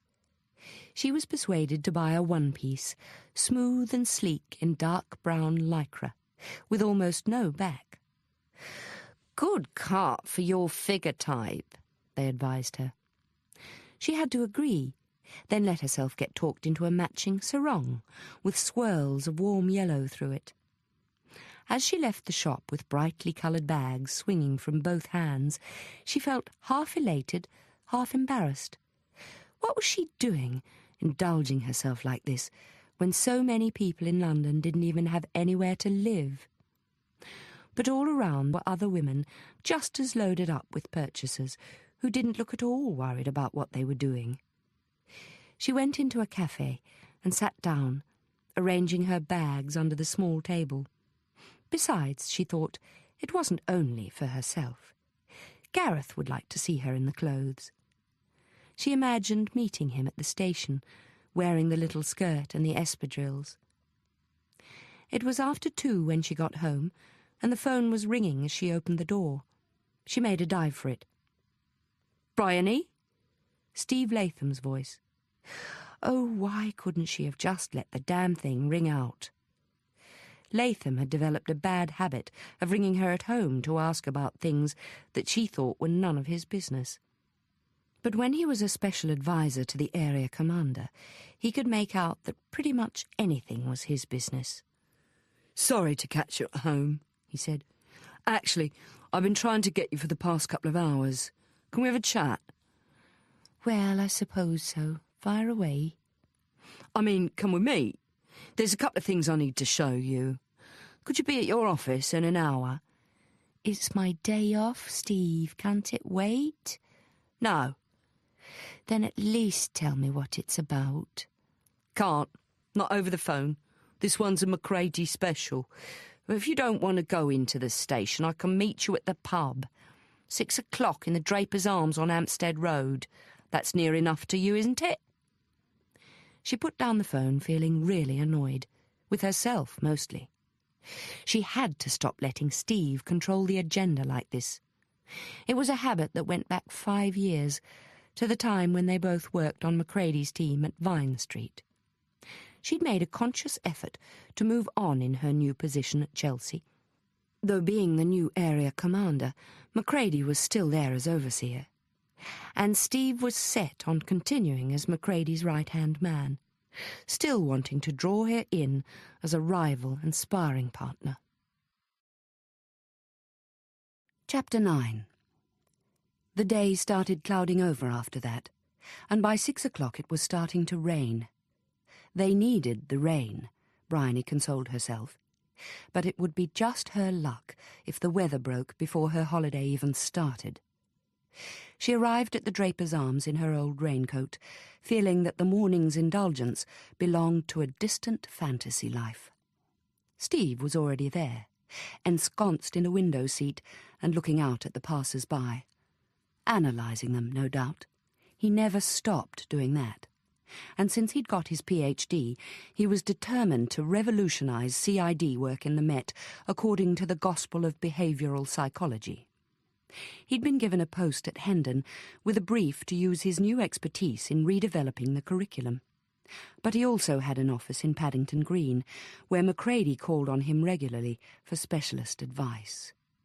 She tried to be brisk and casual as she said hello, and asked if he needed a refill. She noticed he'd already drunk most of his pint. "No," he said, "not a refill, but I wouldn't mind a whiskey." Bryony waited till she'd turned away from him before raising her eyebrows. Whiskey? Since when did officers in the Met ask their workmates to buy them a whiskey? Pint or a half-pint, that was the unwritten rule. She returned to the table with a whiskey and water, her own half of shandy, and a packet of crisps. Steve made a grab for the crisps, ripped them open, and picked out a large one. "Cheese and onion. I don't go bomb on these synthetic flavours, you know. It's all kind of placebo effect to make you think you've eaten real food." He bit into the crisp and massacred it noisily, as if to prove his point. She sat forward in her chair. "OK, then. What have you got to tell me?" He took a sip of the whiskey and made a face. "That's got water in it." "All right. Do you know what fanzines are?" It was her turn to make a face. "What?" "Thought you wouldn't. Short for fan magazines. Here." He pulled out some papers and handed them to her. They were bright yellow, stapled together down one side and covered in wild collages, drawings, photographs, graffiti-style print.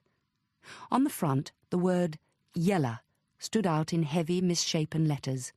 and underneath was the photo of a man with his mouth wide open and "Destroy" pasted into a speech bubble.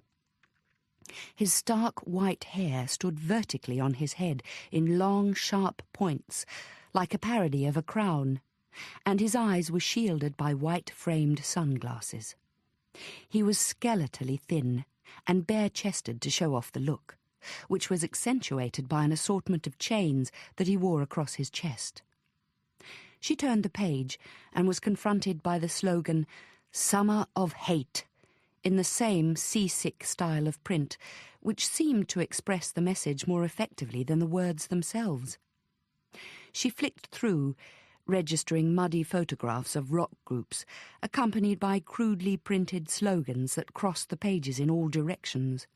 Bollocks, The Stranglers, Bam Bam Bam, Live Without Dead Time, Beat the Crap, Stick It Up, The Sex Pistols. D'you ever get the feeling someone's watching you? She stopped at a photograph of a man in a zipped leather mask, with Mr. X painted on the forehead in white. So what exactly am I supposed to be looking at? In a way, all of it. If you haven't seen this sort of thing before, you ought to know about it. Of course I've seen this sort of thing before, Steve. It's broken out down our way like a bad rash. Punk rock is the latest badge for it. There's an American mag called Punk that's been going the rounds. It's a bit more snazzy than this, but every new thing they come up with spawns a heap of imitations. He met her eye for a moment, then picked up his glass and took another gulp. Club's office have been making a special collection of these fanzines from the joints around Piccadilly. This particular one started to arouse a bit of interest with the West End Central CID. Why? I can't see what's so special in this. Not that actual issue. That particular fanzine. Yella. He picked out another one, folded it back to display a page in the middle, and held it up, showing a collage of images that were all too familiar to Bryony. Charles Manson, Ian Brady, Maxwell Tremlay. They seem to be a bit fond of famous killers, see? And they publish lyrics sometimes, like these. He handed it to her, and she scanned the lines of blunt, uneven print. Garbage is falling out of the sky. Better get out of here, don't ask why. There's no tomorrow for Sodom and Gomorrah. If you turn around, you're only gonna die. Ah, you don't get nothing, 'cause there's nothing left, but we know what you're asking for, sudden death. Down in the dark satanic mills, where the wheels keep turning over iron grills, don't look now, you'll never see how, London's invisible machinery kills. Ah, you don't get nothing, 'cause there's nothing left, but we know what you're asking for, sudden death. You see? Steve was looking at her again in a way that reinforced her feeling that he was set on playing one of his little mind games. I don't know if you're aware of it, but that's what's in fashion around some of the clubs. Doctrine of anarchy and mayhem. From experience, she knew it was a mistake to show she was riled, but it was hard to keep the impatience out of her voice as she responded. "OK, Steve. This is the kind of thing they play at the Triangle in the King's Road. We do keep an eye on those places, you know. Whoever came up with these lyrics may be trying to bring on the end of the world, but that's not an offence in any of the books I know, not as such. There are groups springing up all over the place right now. They call themselves Antichrist, stick pins in themselves, wear rubber masks, congratulate the IRA, insult the Queen. It's all part of a fashion. I can't see anything to attract interest at commander level. What's got Macready excited?" "I'm getting to that, Bryony." Steve sat back and felt in his pockets as if looking for cigarettes, then grabbed the whiskey glass instead and knocked back what was left in it. Suddenly she twigged. "Not like you to run out of fags. Is the whiskey some kind of substitute?" She laughed. But Steve didn't join in. He picked up the empty glass and spun it on his palm, then got up. "I'm going to get another drink. What'll you have?" "I haven't finished this one yet." As he disappeared in the direction of the bar, Bryony checked her watch, wondering how much of her evening would be left by the time he got to the heart of the story. He had her captive now, and he was going to make her hear it to the end before he told her why Macready thought she should be brought in on it. What was this building up to? Was a major case about to open up the week before she was due to go on holiday? It's not just the holiday, she thought. There's a whole lot more at stake for me and Gareth. Do I get a life outside the Met, or is this it? As if by way of reply, Steve plonked an unasked-for half-pint in front of her and resumed his seat. "No point in putting this off, is there?" He opened another of the fanzines and handed it to her. Across the centre spread this time was the heading Death Row, and there were 3 portrait photographs, side by side, showing the mottled grain of the newspaper from which they'd been torn. The faces that looked out were Macready's, Steve's, and, between them, with the centre-line crease running through it and a staple down the nose, her own. "Never knew I was so famous," she said. She looked at the words scrawled in ugly handwriting underneath the photographs. "What does this say? Something about horses and tigers? Why have they spelt tigers with a Y?" "The tigers of wrath are wiser than the horses of instruction." That's William Blake. So is that line about the dark satanic mills in the song they've printed. Very good, Bryony. I wouldn't have thought Blake was quite your thing. Why not? We studied Blake when I was doing A-level art. And I went to see the Tate exhibition last year with Gareth. Anyway, what's this about? Look at the back cover. It was a photograph of a man dressed in black, standing under a street lamp. The face she still occasionally saw in dreams stared out at her. Maxwell Tremlay, 5 years older. His skin was coarsened, showing deep lines across the forehead and hollows under the eyes. With steady control, she put her glass back on the table. "You're not going to tell me the walker's got out?" She spoke these words as an order rather than a question, and Steve's comeback was instant. "Keep your cool. Maxwell Tremlay's not going anywhere. He's a Cat A, and they've been unable to transfer him from solitary on account of his social skills appear to be permanently evacuated. I paid Tremlay a visit, as a matter of fact. It wasn't a pleasant experience." "Were you expecting it to be?" There was a pause. "So, did you talk to him?" Steve sat back in his chair, looked at the ceiling for a moment, then at her. "You know, I wonder if anyone's ever had a conversation with Tremlay. I mean, a genuine conversational exchange. At any rate, it's not going to happen now because he's given up talking altogether, gone silent like a Trappist monk." Another pause. "Doesn't look much like the bloke we arrested. Remember that look?" "Yeah, well, I'd rather not if it's all the same to you. What's the connection with this little rag, then? Is he getting a cult following or something?" "Most of these fanzines are put together by students who print them up on the art school photocopier overnight. We're pretty sure Yellow originates from that new anarchist scene down in the World's End. As for how they got hold of the photo..." Steve rolled his empty glass between his hands. "Macready went for a confidential chat with the prison governor. There's been 2 official photos of Tremlay since he was put away, and that isn't one of them. On our analysis, it's more recent and taken with a different lens. So, who's had access to him? Answer?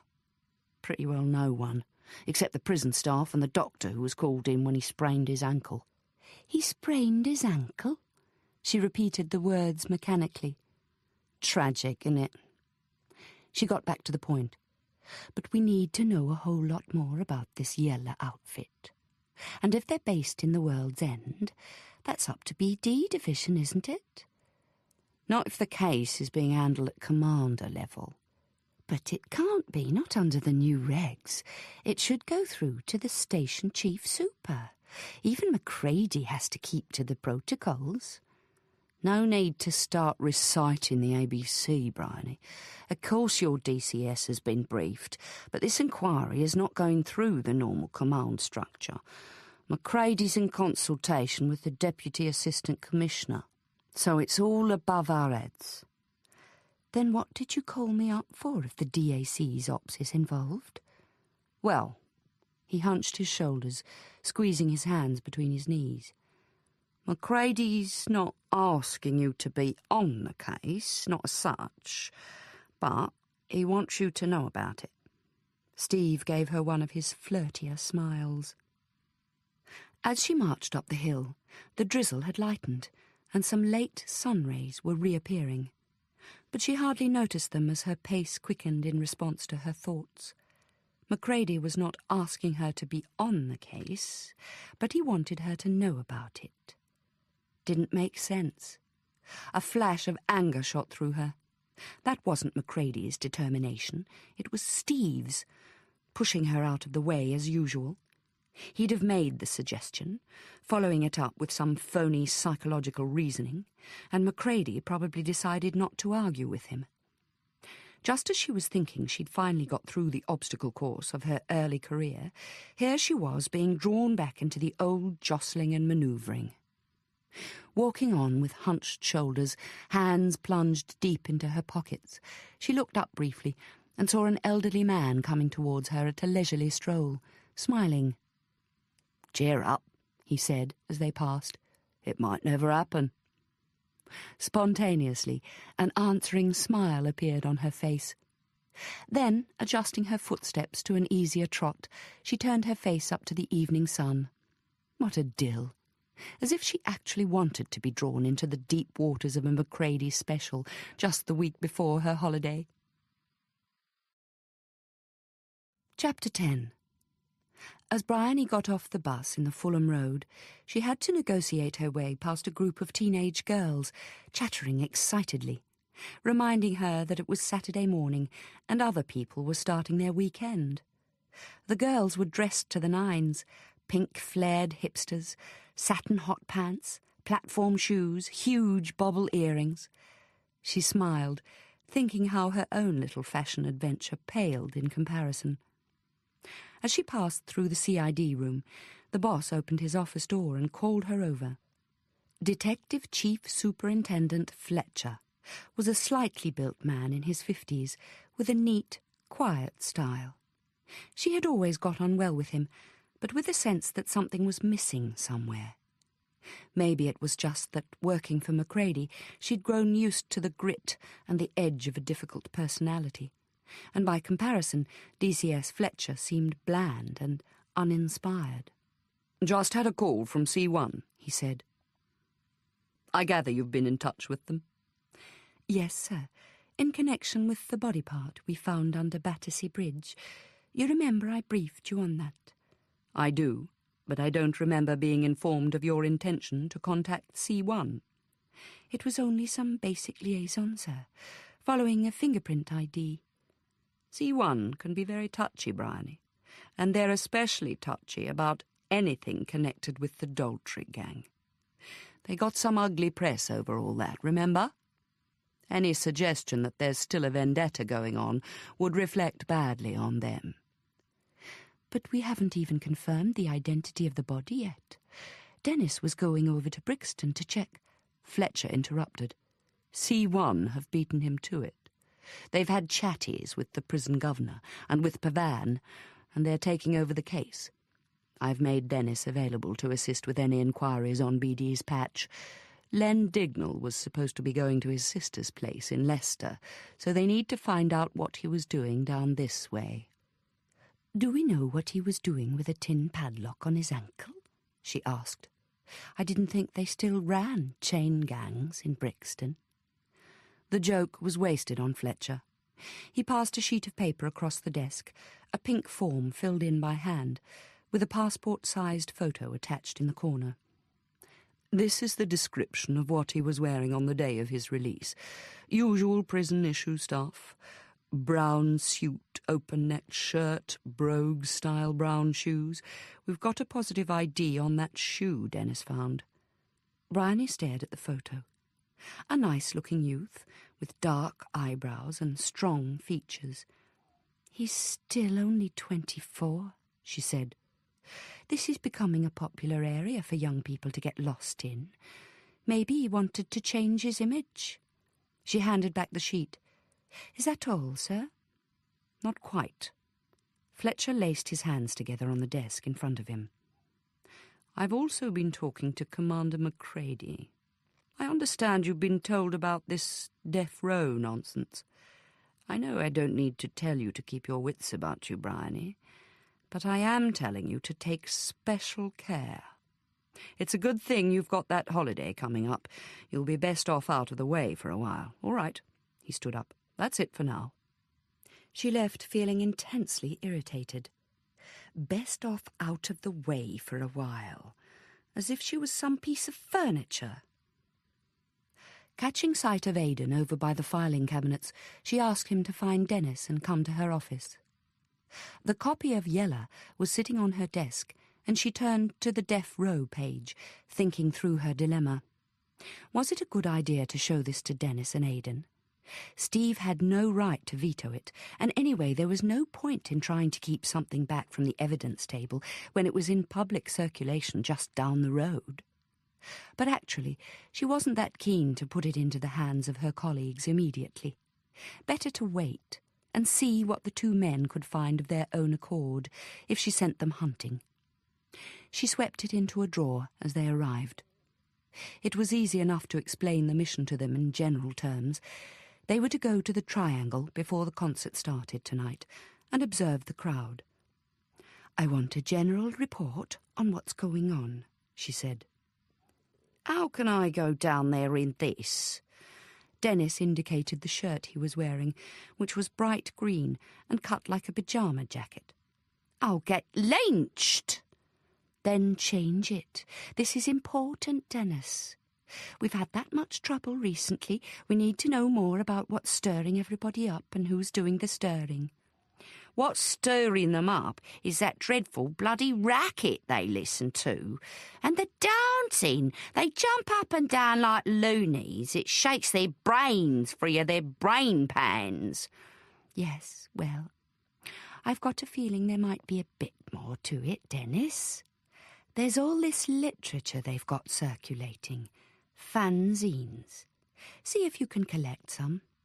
And I want to know about the bands playing down there. I've heard you take a bit of an interest in the music scene, Aidan. Is that right?" "I've done time with a local band." "Do you know about the groups who play at the Triangle?"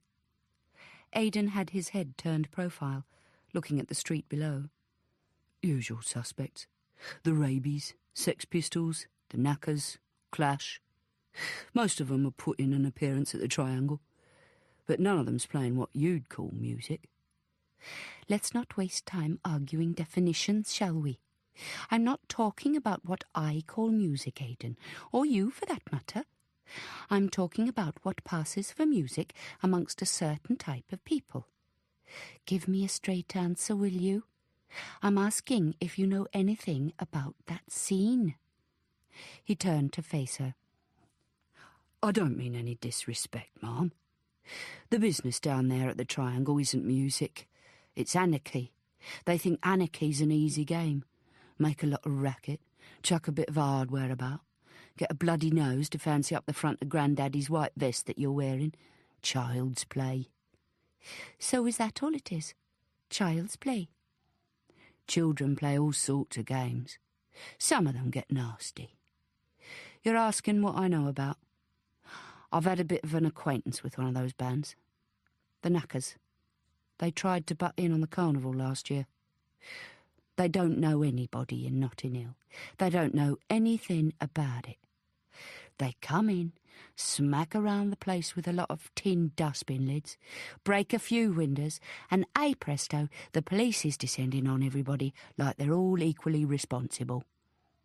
Aidan's speech was heating up, and Bryony realised he was tapping into some background that might not be helpful right now, especially since he felt so strongly about it. "All right, Aidan," she said. "So they're provocateurs. We all know the type. I want to know a bit more about what they're provoking around here." She stood up to signal that the discussion was over. Dennis slowly peeled his bulky frame off the chair and looked at Aidan. "She'll have us doled up in chains and safety pins if we don't watch out. You heard, didn't you? I've already been ordered to change my shirt." "Sensible advice," said Aidan. "Green doesn't suit you, man. It's diabolical." Chapter 11. Sharon managed to sit by rolling her legs off the edge of the mattress, then pushing herself sideways, but she had to catch her head in both hands before it fell back. It was so heavy she couldn't think how she normally managed to hold it up, just balanced on the end of her neck. Besides which, her neck ached like hell. The worst thing, though, was her ear. She didn't remember it hurting at all last night when she pushed the safety pin through it. "Pinch hard. No, really hard, till the skin goes white, then just push it in." That was what Annie told her. Now she could feel the swollen flesh and the thick shaft of the pin, and with her eyes closed she could see it in close-up, like on a cinema screen, with a throbbing noise on the soundtrack. She remembered where she was, but she wasn't getting too clear a picture of what happened last night. A lot of people had come round. Late, when it was dark and she was already falling asleep in the armchair, a party started. Sharon drank a bottle of beer, then someone gave her some pills with a swig of Coke to wash them down. That was about as much as she could piece together. A pair of feet went past her in clumpy shoes, clomp, clomp, clomp across the floor, then again back the other way. "Hello." The person wearing the shoes was standing in front of her. Annie. She helped Sharon to her feet and guided her through to the sitting room, where she fell into the nearest armchair. "Did you take uppers or downers?" "What?" "Oh, never mind." Sharon looked at herself. The clothes she'd slept in were ripped much worse than before, especially the tights, which were just a bunch of threads now, digging into her skin. She pulled them off and tossed them away. "Would you have anything else I could wear?" she asked. Annie did some more clomping about and came back with a bundle of stuff. A couple of T-shirts with holes in them, a pair of football socks, and the tartan skirt. Sharon inspected it, fingering the straggling threads from where it had been cut off at the hem. "Is this really up for grabs?" "Sure. You can wear it if you want. See you tonight." "Tonight?" "At the Triangle." She rolled her eyes. "Geez, you're not exactly on the ball, are you?" Sharon heard her clomping down the stairs and across the floor below. Then she must have gone back to sleep, because when she came to again, there was somebody else walking around. This time it was Zig. Feeling the need to demonstrate that she wasn't a cot case, Sharon moved into action and started putting on the clothes she'd been given. Since the boots were a size too big, and since the feet on the football socks were worn pretty thin, she was able to get herself half in, but couldn't do the buckles up. So she had to take the safety pins out of her outer clothes and use them as fasteners, skewering them through the leather. "Hurry up," said Zig. "We'll be late." "What for?" asked Sharon as she followed down the stairs. "Lunch. If Flack doesn't want a free lunch, I do." The Chelsea drugstore was not the sort of place where they'd expect you to make an appearance in a torn tartan skirt with a safety pin through your ear. That was obvious from the steely chic look of the exterior. So when they walked in, Sharon was prepared for some reaction. Zig went first. She wasn't wearing rubber today, but the spiked hair and makeup were enough to get heads turning. She acted exactly like she had on the bus, as if the people staring at her didn't even exist. Sharon did likewise, and found it worked for her. She was enjoying this. No one actually said anything. They just looked. Logan Royce was sitting at a table by the window, and from the expression on his face, he was enjoying the spectacle of their entrance. "Flack's not coming," Zig announced as she took one of the seats opposite him. "So we're here instead. I'm Zig, she's Sharon." She picked up the menu and began to study it. "Hi," said Logan. "You were in the pub last night, I remember. But I don't believe we've actually been introduced. What say I leave you ladies to have your lunch in peace?" He looked at his watch. "I got things to attend to."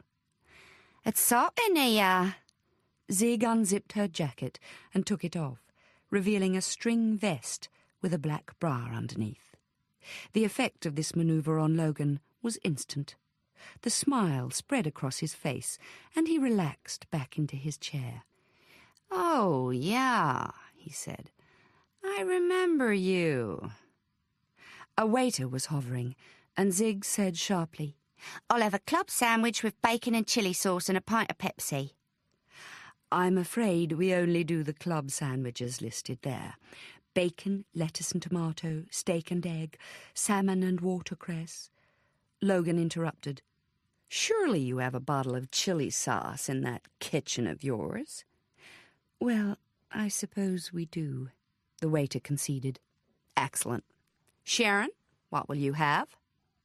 "Chips," said Sharon, who hadn't actually looked at the menu. "and a Pepsi." The waiter held his pencil poised and repeated the order briskly. "And I'll have the BLT," said Logan. "Sir?" "Bacon, lettuce and tomato in London speak." Logan looked from Zig to Sharon and back, then fished in his pocket and took out a dog-eared notebook. "You realize that if I'm picking up the tab here, this is a working lunch?" "Working means talking, yeah?" said Zig, still preoccupied with the menu. "Yeah, and I get to decide the topic of conversation. What do you know about Flack? He's got a few tricks up his sleeve, huh?" Zig closed the menu and looked up. "Can you write fast?" "Yes, he does have a few tricks up his sleeve because he used to work in the music hall when he was a kid. Then he worked in the circus, and then he went to art school, and then he dropped out." "Dropped out of where?" asked Logan. "Which art school?" "You name it, he's dropped out of it. Bromley, Hammersmith, City and Guilds, Middlesex Poly, Luton, Chelsea." "I get the point. But he's local to here, huh? According to the lyrics, he was brought up in Slash and Burn Street. Where's that supposed to be?" "Sladeburn Street, where they used to have the bonfires on Guy Fawkes night." "So he's working in a fine old tradition.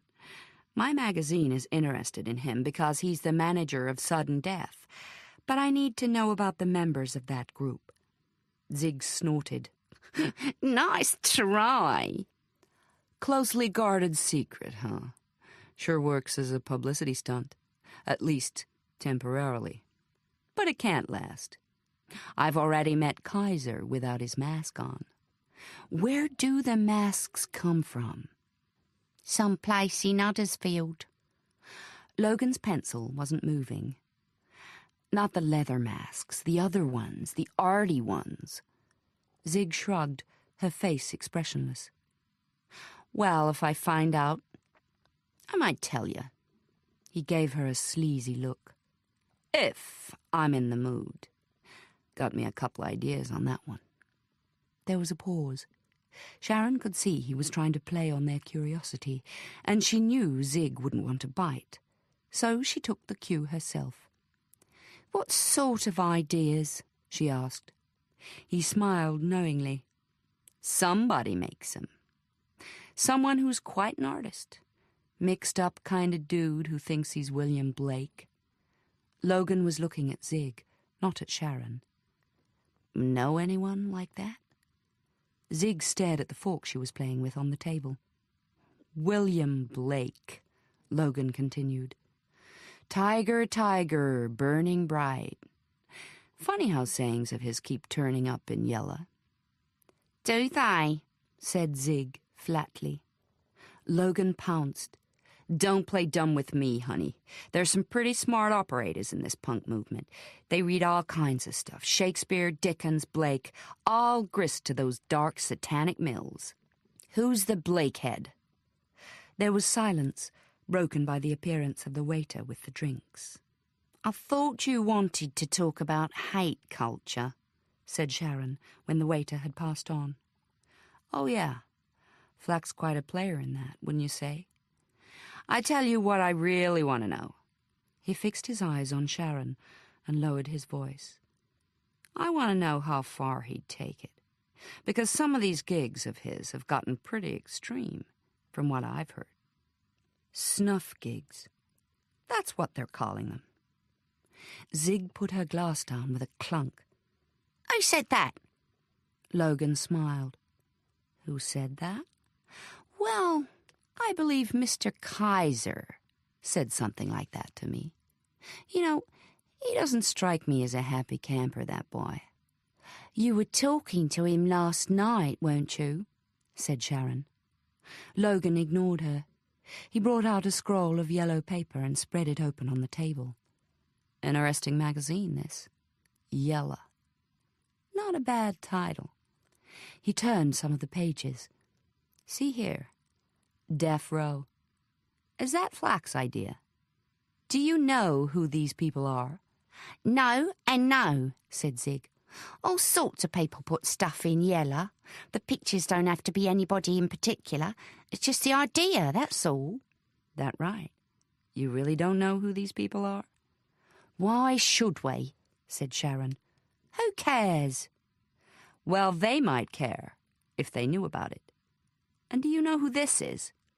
He turned to the picture on the back cover. "No," retorted Zig, a bit too smartly. "Do you?"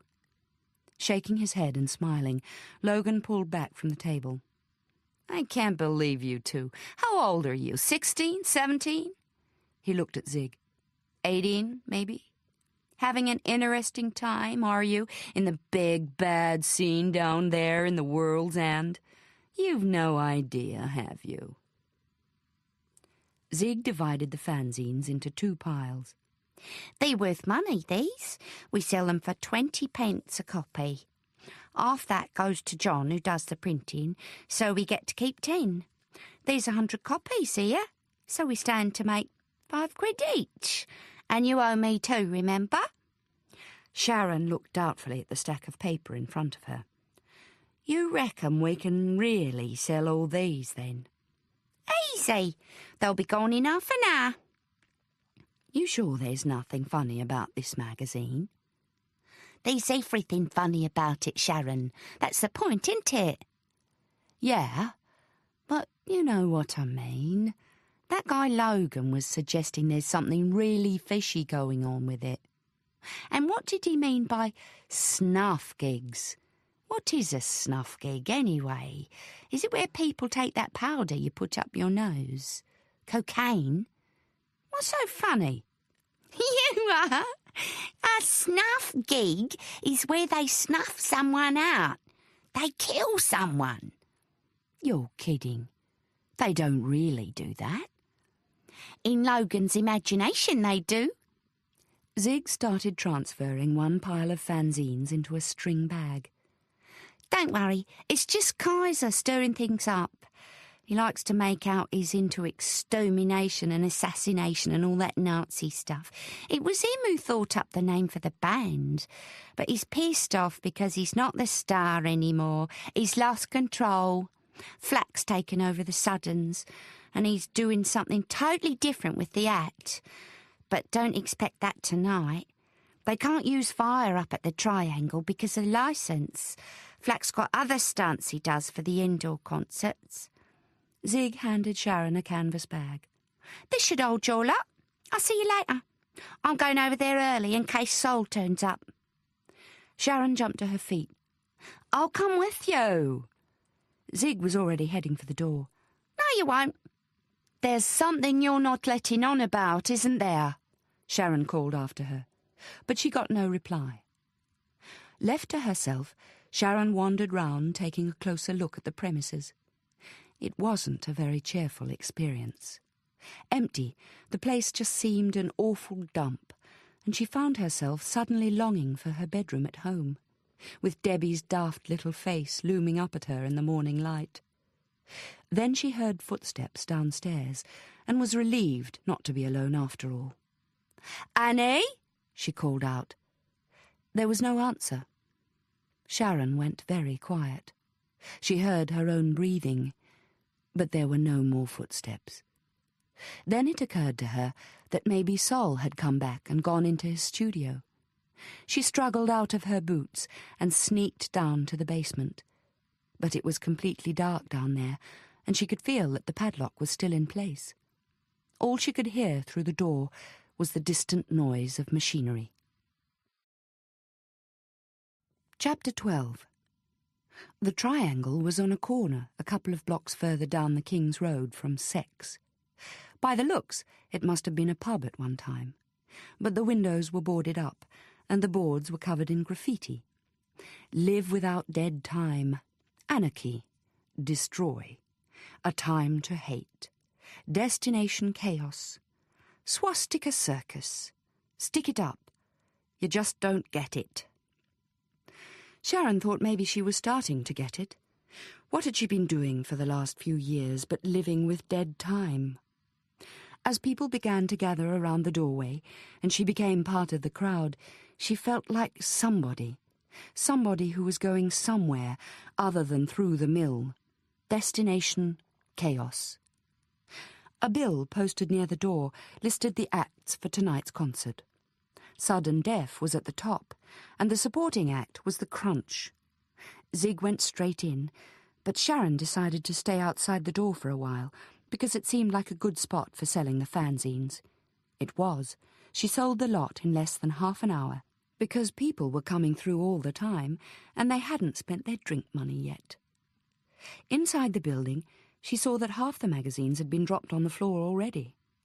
It occurred to her that she could pick some of them up and sell them all over again, but she was getting bored with being a hawker, and besides, there was a sort of a buzz in there as if everyone was expecting things to start happening. The place was still filling up, with kids pushing through the doors in groups of 3, 4, 5 at a time. And even to Sharon, they really did look like kids, a lot of them, scrawny with sharp little faces. One of the blokes came up to her and thrust a clutch of small plastic bags in front of her face. They had white powdery stuff in them. "What's that?" she asked, realising too late that it was a question she'd have done better not to ask. He looked at her as if she was stupid. "Sulphate," he said, "and it's going fast. You want some or not?" But he'd already moved on before she'd opened her mouth to answer. He was right about the stuff going fast. He seemed to have attracted 3 customers at once.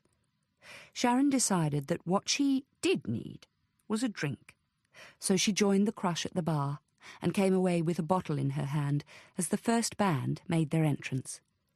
The noise started up so loud it hurt her ears, and the first song was finished before she knew what hit her. There was some clapping to mark the end, but the second number started over the top of it. Everyone was pressing in now towards the stage, jerking around like puppets to the driving rhythm. Sharon was doing the same, drawing on the beer bottle every so often, as if it was a life support system. By the time the set finished, she could feel the sweat pouring over her scalp. A girl wearing a rubber T-shirt had collapsed at the front, and they had to make way for her as she was dragged out through the crowd. Sharon battled her way towards the bar again, noticing that everyone else was buying 2 or 3 bottles at a time, and emptying the little packets of sulphate into them. She saw a tall bloke in a loose white shirt pour beer over his head, then shake like a dog so splashes flew all around him. She laughed. Everyone's batteries were charged up, including her own, and when the crunch came on, the whole place seemed to be electrified. Annie appeared next to her, mouthing the lyrics as the pace of the second set revved up. People in front of them started jumping up and down, flinging themselves into the air, so they twisted this way and that on the bounce. Sharon gave it a try herself and found she could get as high as anyone. It was mad. She'd never felt so much as if she belonged. Everyone else here was a cast-off, just the same as her. After the band left, the mood was still escalating. Bottles started flying across the room, and one of them hit Annie on the shoulder. She squawked loudly and went charging off to attack the man who threw it. But she picked the wrong one and was now perched on his back, pummeling the top of his head. Sharon pushed her way through to the door. It was a lot cooler outside, and the sky had gone a deep, glowing purple. There were two men standing against the wall of the building who didn't really look as if they belonged with the rest of the crowd. They were too old for a start. One of them must have been 30 at least, and he was wearing jeans that showed bulges around his middle. The other was a bit more stylish, a black guy in white jeans and a fitted shirt. But it wasn't the sort of style she'd seen anywhere inside. The older one turned towards her. "Nice night for it," he said. "Come to see sudden death, have you?" "Partly." Sharon wasn't too keen on getting into a chat. He held up a copy of Yella. "Interesting magazine." "Yeah." "Who puts it together? Do you know?" She shook her head. "Don't know anything about it. I just sell it. Anyway, I've got to go back now. They'll be starting up again in there." She got the feeling they were following her as she made her way into the audience again, but she couldn't actually see them. She heard someone behind her say, "Cops." He didn't even say it particularly loudly, but plenty of people must have heard it, because there was a hail of bottles in that direction, and a gap opened in the crowd. She saw a glimpse of the white jeans and a lot of pushing and shoving that turned into a fight around the doorway. But it was nothing to what started happening on stage. There was a noise through one of the mics that was completely unlike any of the sounds the crunch had made. Someone was standing up there at the microphone with a black leather mask over his head. He held a loudhailer up to his mouth, and she could see his chest swelling as he breathed into it. That was all he was doing, but it produced a rhythmic, heaving noise that filled the place and drowned out everything else. Then a deafening clang triggered a jolt through the crowd as another masked figure jumped on the stage. He leapt behind the drums and set up a battering so fast and loud no one even tried to move to it, while a third member of the band produced weird, screaming chords from his guitar. When the number finished, there was total silence. The singer was prowling backwards and forwards across the stage with his mouth gaping open, staring at them through the holes in the leather. Suddenly the guitar started up again. The vocals didn't come in for a couple of minutes, and when they did, Sharon couldn't make out any of the words except the chorus. "Oh, you don't get nothing 'cause there's nothing left, but we know what you're asking for, sudden death." The singer went on spitting the last two words out till it sounded like his voice was cutting his throat to pieces.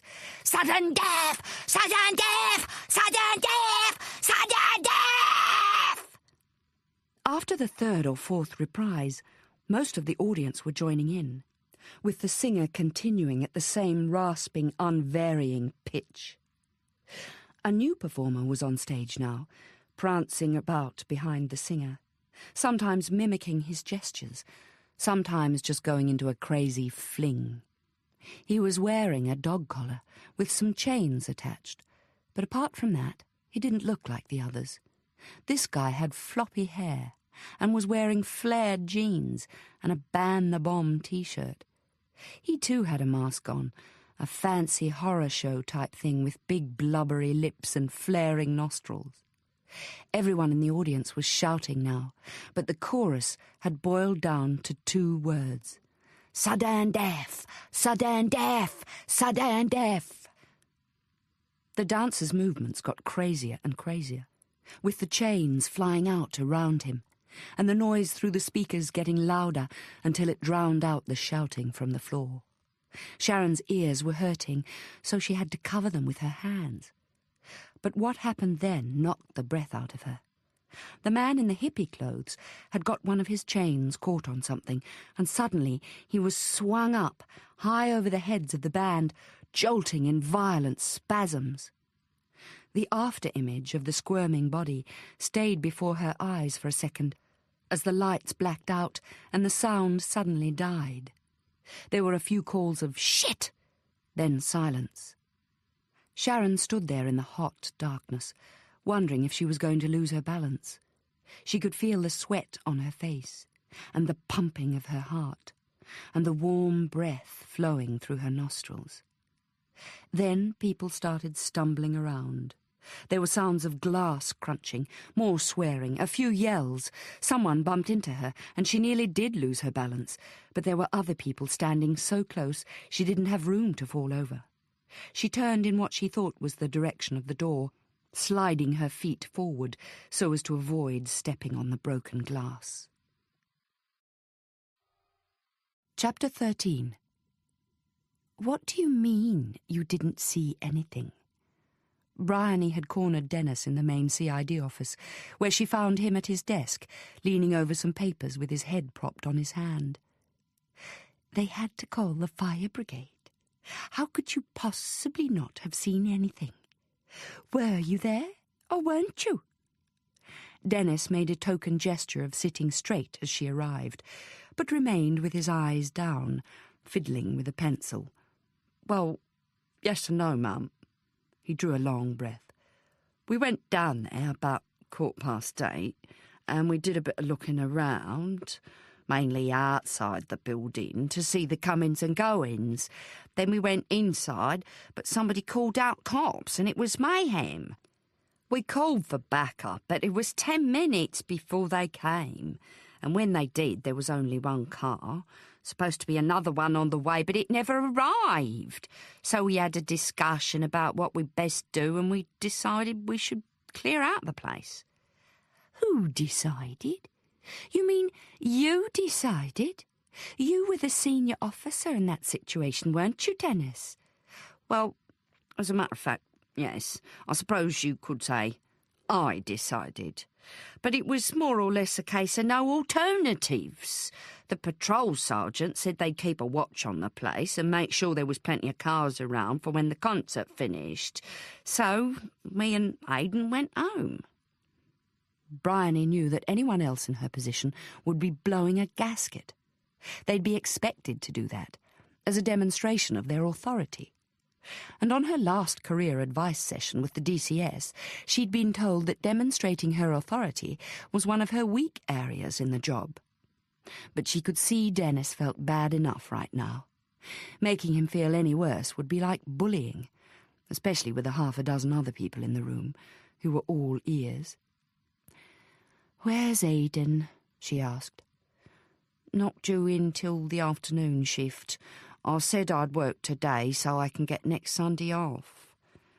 Dennis met her eye with a cheery smile, as if he knew he was off the hook. "Birthday party, ma'am. I got to keep 6 4-year-olds in order, not to mention the 2-year-old and 5-year-old trying to get in on it, and the 7-year-old acting like a sergeant major. There's too many birthdays, that's the trouble. You're no sooner over one of them than the next one's coming round the corner. I've told the wife we got to ration them. They can have a birthday every other year." What would it be like to do a job like this with 4 small children to go home to at the end of the day or night? It didn't bear thinking about. Bryony managed a smile. "All right, Dennis. I don't know what you're messing about with there, but we got urgent things to attend to. There was a blackout last night at the Triangle. 9:10 according to the electricity board. Somewhere near 400 kids packed into the place in total darkness, with broken glass and beer and God knows what else all over the floor. It took nearly an hour to evacuate them." Dennis huffed and twisted awkwardly in his seat. "Oh, that's a bit of what you might call a situation, innit? Obviously, if I'd have known, I'd have... Never mind. Anyway, you better gear up now. Come on, we're going out to make some inquiries. He stood up. Oh, just a minute. He sat down again, leant sideways from his chair and fossicked in his case. We got these. Bryony took the wad of pages he handed to her. Yellow. We bought 2 copies, just in case, he said. Cost us 40p. On a first impression, the contents of the magazine were pretty much the same as what she'd already seen. Photos with slogans, the occasional cartoon, some passages of writing about groups, concerts, records. No repeat of the Death Row series, but Maxwell Trembley's face was again on the back page. The photos were so badly reproduced, and the people so heavily made up, that it would be hard to identify anyone from them. And apart from the ones called John, which seemed to be every other person, the names were mainly nicknames: Sol, Dooley, Phillitt, Kaiser. Were there really people going around signing their names Phillitt? She steeled herself and turned back to the image of Tremlay. Well, evidently they had only one picture, which was mildly reassuring. But who was behind it? I assume you got the description of the person selling these things, she said. Oh, yes, for what it's worth. Scottish kilt that looked like it had been chopped up with a knife and fork, black and white makeup, spiky hair, boots, safety pin for an earring, all the usual regalia. Apart from that, 5'2" and female.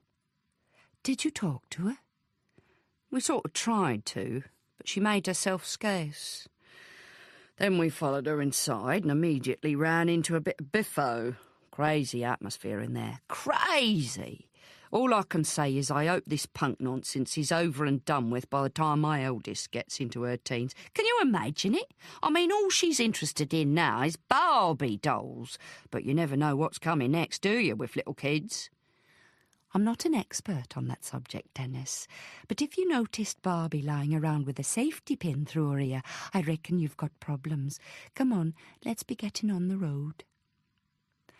Dennis adjusted the driving mirror and started the engine. Where to, then? I'm afraid, she said, we have to call on Vince. Oh, no. Dennis let out a prolonged groan. Vince Telford was the manager of the Triangle and a major operator in the club's business. He was also a seasoned manipulator of the police, with a line in long-winded storytelling combined with a physical presentation that got him known among the CID as the gold-plated greaser. The income from a couple of dozen seedy venues in the West End kept him in the kind of style that included a Cadillac Eldorado and a penthouse in Belgravia, where his doorbell was attached to a closed-circuit camera, so he knew in advance exactly who was calling on him. Bryony stood back out of the visibility range as Dennis rang, then stepped forward to greet Vince first as he arrived at the door. You remember me, Vince, she said, holding up her ID card. And I'm sure you remember Dennis. Can we come in a minute? I'm expecting someone at 11, Vince replied, running a heavily ringed hand over his combed-back hair. Then we'll get straight to the point, shall we? Said Bryony, walking in and picking the most upright chair to sit in. It was covered in fake zebra skin. The blackout last night. Vince took his throne, a hanging chair in the centre of the room, while Dennis remained standing, notebook at the ready. I've had a report on that from my security officer, Vince began. We're getting a backup system installed for the electricity. Some of these new bands, they don't have a clue, you see. It's not that they're using powerful equipment or anything, because they wouldn't even know how, most of them. But they kick around and get their feet caught in the cables and poof! He flicked his wrist and exposed a watch meant for public display. But rest assured, we're on to it. What exactly do you think was the matter last night, Vince? Who was playing? She held up a hand. It's all right. You don't have to tell us all the kooky names of the groups. We've got the list. I just want you to think about the particular band that was playing when the power went. That would have been sudden death, is that right? According to my security officer, yes. What sort of an act do they do then? Vince made a face. I think chaos is the word they use for it. It's all a lot of mouth, of course. I can't see what there is to interest you in it, really. Let me be the judge of that, she said. Who are they? What are their names? I don't know. John, and John, probably. He gave an exaggerated laugh. They're all called John, those bunks. Oh, every other one of them is. It's sort of a standing joke. Is it now? Do you happen to know a John who's responsible for this little publication? She held up a copy of Yella. Oh, the fanzines. There's any number of those things. Spend your life trying to track down the brains behind all of them. But if it's brains you're looking for, it'd be slim pickings at the end of the trail. I asked you specifically, Vince, if you know who's behind this particular enterprise. Haven't a clue. All right. Let's get back to the Suddens. I need names, Vince. Who signs up when they make the booking? I can't imagine you'd be satisfied with just John written on the dotted line at the bottom of one of your contracts. Maybe we should take a look at the papers. Vince wagged a finger. No, Inspector. You haven't got authority to go poking into my paperwork. You know that. But I could get it, Vince. You know that. So why not save us both a couple of trips round the mulberry bush? Anchoring himself with one foot on the ground, Vince set his chair moving in gentle circles. Their manager's a bloke called Flack. Signs himself Gary Flaxman. With an address in Sladeburn Street. Parents' address, of course. And you'd be very unlikely to find him there. But it shouldn't be hard to track him down. He's local, and the sort of local everybody knows. Really? So what would they know about him? Vince started reversing his circles. His dad was in show business. Used to do an act down in the pheasantry with little Gary helping out. Pretty good act, from what I've heard. Conjuring. Gary picked up most of the sharper tricks, you know, all that fandango with the corns and the handkerchiefs and the bunnies when they could keep them out of Grandma's stew for long enough. Then he got himself a job in the circus and learnt some fancy stuff with fire and chains. Escapology is the trade name for it. Bryony was making fast mental notes. You said he's the Suddens' manager. Sounds to me like he's more used to being on the stage than behind it. Is he part of the act? The watch flashed again, a sure sign that she had hit on a question Vince wasn't so keen to answer. She leant back in her chair. Tell us about it, Vince. We got plenty of time. Don't worry about your guest. He's welcome to join in the conversation when he arrives, or she. The circle flattened into a sideways swing. Flack does the escape act sometimes, but no fire. He's been told we're not licensed for that, and if he starts any pyrotechnics, he's out on his ear with a reference that'll get him barred from every licensed club in London. All right. So he doesn't do fire. What does he do then, to draw the crowds and blow your circuits? All I know is it's some kind of escape act. I haven't seen it, but the security staff tell me it involves winching himself up in chains or something. He calls it performance art. All part of life's rich tapestry, Inspector. Vince stood up. And rest assured, we're getting the power back up sorted out. He'd probably just dislodged a cable, but I'm not minded to have him turfed out for that. So far he's been a perfectly acceptable client, and I trust you're not going to interfere with our business arrangements. Trust is a fine thing, isn't it, Mr. Telford? All right, we'll let you get on with your social life. Chapter 14. When Bryony got back to the station, there was a message from Steve. She sat at her desk, picked up the phone and let out a long, steady sigh as she dialed the number. He answered straight away. "Bryony, club's office tell me you had an incident down at the Triangle last night." "Yes, we had an incident." "Have you got anything to report?" "No, Steve, I haven't. And do I have to expect you to come jumping in on every little thing that happens down this way now?" She felt herself winding up for a confrontation. It was easier over the phone, and the morning had left her with more than a bit of pent-up frustration. Why shouldn't he get the benefit of it? "I don't particularly like the feeling of you looking over my shoulder, as a matter of fact. If you or Macready have got a case for me to investigate, I'll investigate it. If you want information, ask for it. Don't play games." Steve didn't miss a beat. "Are you sure it's not you playing games? I hear you've been sending scouts out to collect the fanzines." "Who told you that?" "One of your best officers, Aidan Silvera. Just had a nice little chat with him on the phone." "Aidan?" Bryony stopped for a moment to process this. "He's not even due in at work yet." "Then he's early. As I said, one of your best officers." "How come you know Aidan?"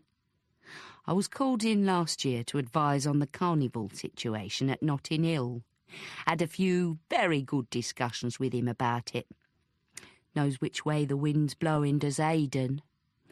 Anyway, what's in this new issue of Yella? Any more happy snaps of Tremlay?" "Yes, the same one. But you'll be pleased to know we don't feature." "Look, we need to go through that magazine with a fine-tooth comb. Or rather I do. I'll drop round on my way to see Macready this afternoon and collect a copy." When she put the phone down, she realised she'd been clamping it against the side of her face, and it had left her with a jaw-ache. Surely she should have learned to deal with this kind of manipulation by now. Maybe it was all part of the same problem about asserting her authority. But hadn't she just tried to do that? For some reason it didn't seem to work. She got up and went over to the window, stretched her arms above her head, and felt the pull through her shoulders and back. Then she bent forward and hung loose from the hips, taking slow, even breaths. 1, 2, 3, 4. She rolled back up through the spine, lifting her head last, and found she had made a decision. Phone Macready. That was the thing to do. If she had a straight talk with him, she might at least get the ground rules sorted out. She still had the number for a direct call to his desk, a special privilege she'd so far resisted taking. Picking up the phone again, she tossed it from hand to hand a couple of times before dialing through. "Williams!" Bryony could see in her mind's eye the raised eyebrow, the half-smile. "I take it this is not a social call." "I've been talking to Steve Latham, sir. Or rather, he's been talking to me." "Ah, yes, the matter of the yellow pages." "We've just picked up a new issue. Tremlay's picture is inside the back cover." "I see. Is there any repeat of the threat to certain members of Her Majesty's police force?" "Not directly, not that I can see." "Very well." The brisk Aberdeen accent sharpened the diction of those two favourite words. The professional mask was back. "Pass it on to Latham. I'll be seeing him this afternoon." "Well, actually, that's why I'm ringing you, sir. I have to say I'm not happy about the way I've been briefed on this." There was silence on the other end of the line. "I feel in an awkward position." More silence. "I'm told I'm not on the case, but I really don't see how I can know about it and not do something about it, since all this seems to be happening in BD's own. If I come across new evidence, I can't not follow up on it, if you see what I—" Macready cut her off. "The matter has been discussed with your detective chief superintendent, who recommended to me that you be spared the heat of this particular inquiry, in view of your already excessive caseload. I agreed with him, but for different reasons. There could be risks for you because of your part in ending Maxwell Trembley's adventures. Steve Latham was equally involved in that case. As was I, Williams.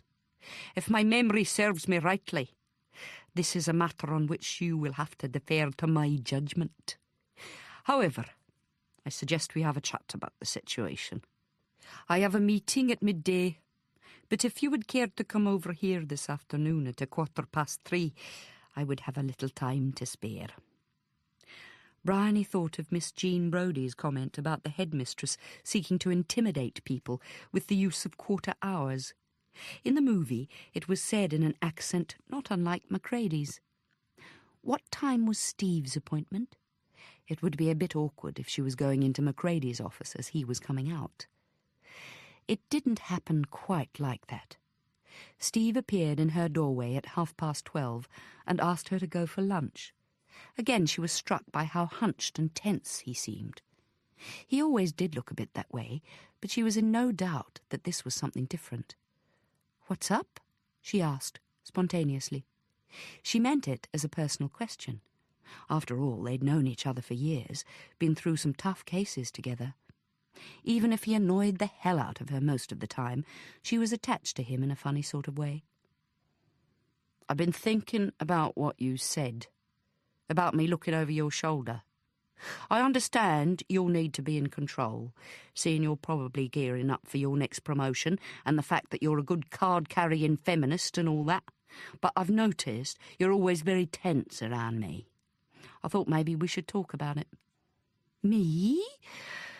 Tense?"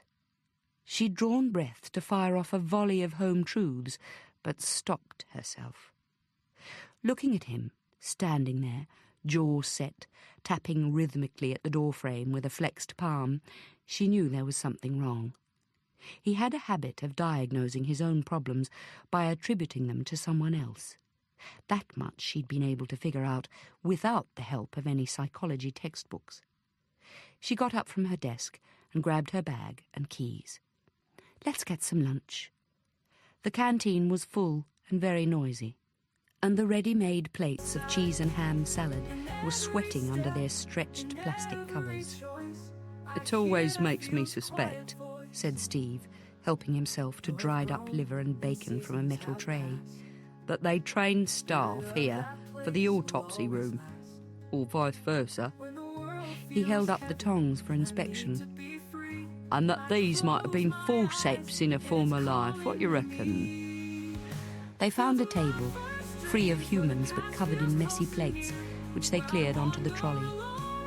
"I keep thinking I should start bringing my own lunch," he said.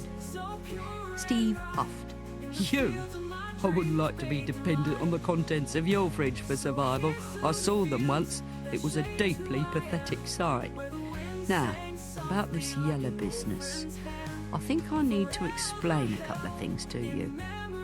He sheared off a segment of liver and posted it in his mouth, then found himself chewing laboriously. Bryony took the opportunity to head off the monologue. "How about I do a bit of explaining first? See, the triangle's one of our hot spots. We have to know what's going on there as a matter of course. I'm grateful to you for alerting me to this trade in fanzines, and I intend to look into it as part of the normal course of my work. As for the Tremblay connection, I'm happy to report anything I find direct to Macready, but as I said—" she was trying to pick the right words— "but as I said, I can't have someone looking over my shoulder." "Someone, meaning yours truly?" Steve pointed at his chest with his fork. "As I said." He carried on eating for a while, without responding further, then suddenly pushed his plate away. "I'm going to tell you something about Macready. You know he's got this place in Hampstead, backing onto the Heath." Bryony didn't know anything of the sort. She realised she'd never actually thought about Macready having a home to go to, or a life of any sort outside work. "It's a big house," Steve continued. "Must be worth a mint, though I don't suppose that's of any interest to him. A week ago, it got broken into while he was at work. Of course, the place has Yale locks, burglar alarm and all that. But somebody bypassed the lot. disabled the alarm from the control box without leaving any fingerprints, and managed to make an entry and an exit without any signs of breaking in. They must have done it about 10 minutes after he left in the morning, because he got called up on the car intercom before he even arrived at work. Neighbours had rung the fire brigade. He raced straight back there and found a fire had blown out the windows of his study. The fireman got it under control, but his study was an unholy mess, as you can imagine. Foam all over everything. Forensics were called in. Macready made sure Pavan's in control of that, and the fire brigade did its own assessment. They reckon there was some kind of fuel in the blaze to account for the concentration of heat and the speed at which it got going, but they couldn't say what. Bryony had been looking steadily at Steve throughout this narrative, and she knew there was more to come. "This happened a week ago," she said quietly. "And something's happened to you too, hasn't it, Steve?" He met her eye. "My flat in Islington was broken into last night. I went out to meet a friend, a date to be explicit. The evening didn't exactly work out, and I got the 10:15 bus back to Islington. When I opened the front door, the flat was full of smoke. Someone had got in and set fire to my bed with an ordinary box of matches. There was an ugly black hole right in the middle, through all the blankets. This time it was a strategically controlled blaze." Chapter 15. The two of them ended up travelling in the same car to Macready's office in Paddington Green. Bryony had decided to skip the "why didn't you tell me in the first place" routine. Time to unravel all that when they were in the same room together. Steve was silent until they were approaching Paddington Station, then leant forward to talk to Aidan, who was driving. "Best if you stay on Bishopsbridge Road," he said. "Else you get mixed up with all those taxis going to the station. You can drop us up atop there by the recreation ground. No need to wait." "You giving the orders now, is it?" said Aidan cheerily. "Acting man about the house, that right?" "Apparently," Bryony chipped in. "But actually, Aidan, I think I would like you to wait." Steve raised his hands in mock surrender. All right. But look, Bryony, you're going to have to let me see Macready first. Lay the groundwork. You can't just go barging in when it's me he's expecting." There was no argument about that. She waited in the adjoining room while Steve was shown through to Macready's office by an intimidating woman in a contoured grey suit. A secretary. Of course Macready would have a secretary. He'd gone up in the world, entering the realms where no one could get to you without passing through glass doors and fronting up to the keeper of the appointment book. The secretary didn't actually ask who she was, so Bryony just sat and studied the copy of Yella, feeling the stern eye glancing rather too often in her direction. Steve emerged after about 5 minutes. "OK, Bryony," he said. The stern glance became positively severe. "Excuse me," the woman addressed Steve. "Commander Macready has a 3:15 appointment with Detective Inspector Williams. We must not keep him waiting, so I trust you won't overrun your meeting time." Steve winked at Bryony and slapped her on the back. "Come on, D.I. Williams," he said. "Lion's waiting in his den." She walked into an office twice the size of any she'd seen so far in the Met. And there was Macready, seated at a massive desk near the far end, with a window behind him that looked out over the green. "So," he said, without rising to greet her as he usually did when she hadn't seen him for a while. The eyebrows were arched high. He was annoyed. "Set yourself down, Williams." She did so, aware of Steve's gangly frame lapsing into a chair by the other side of the desk, and waited to be addressed. It was a long wait. Macready had a habit of using silences to make himself understood. For a second, she caught Steve's eye, the look of a fellow dog in the doghouse. Macready drew a sharp breath. So, Williams, you're making a preemptive appointment through the agency of your colleague here. Explain yourself. She should have had a little speech prepared, but she didn't. Idiot. What came out of her mouth was absolutely not something she would have prepared. It's the walker, sir. Things happen on a whole different level around him. As the eyebrows dipped and rose again, there was nothing for it but to stumble on. I mean, it doesn't seem he can be directly involved, but she held up the picture in the inside cover of Yellow. But if this sort of thing is getting around, I think it concerns all three of us. Equally. Equally, Macready echoed, deadpan.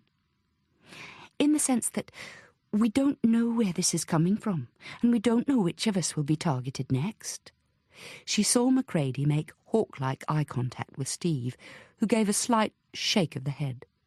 She continued, and from my point of view, I'm the one at BD at the scene of the action. Flicking through the pages of the fanzine, she gathered courage, which means two things, essentially.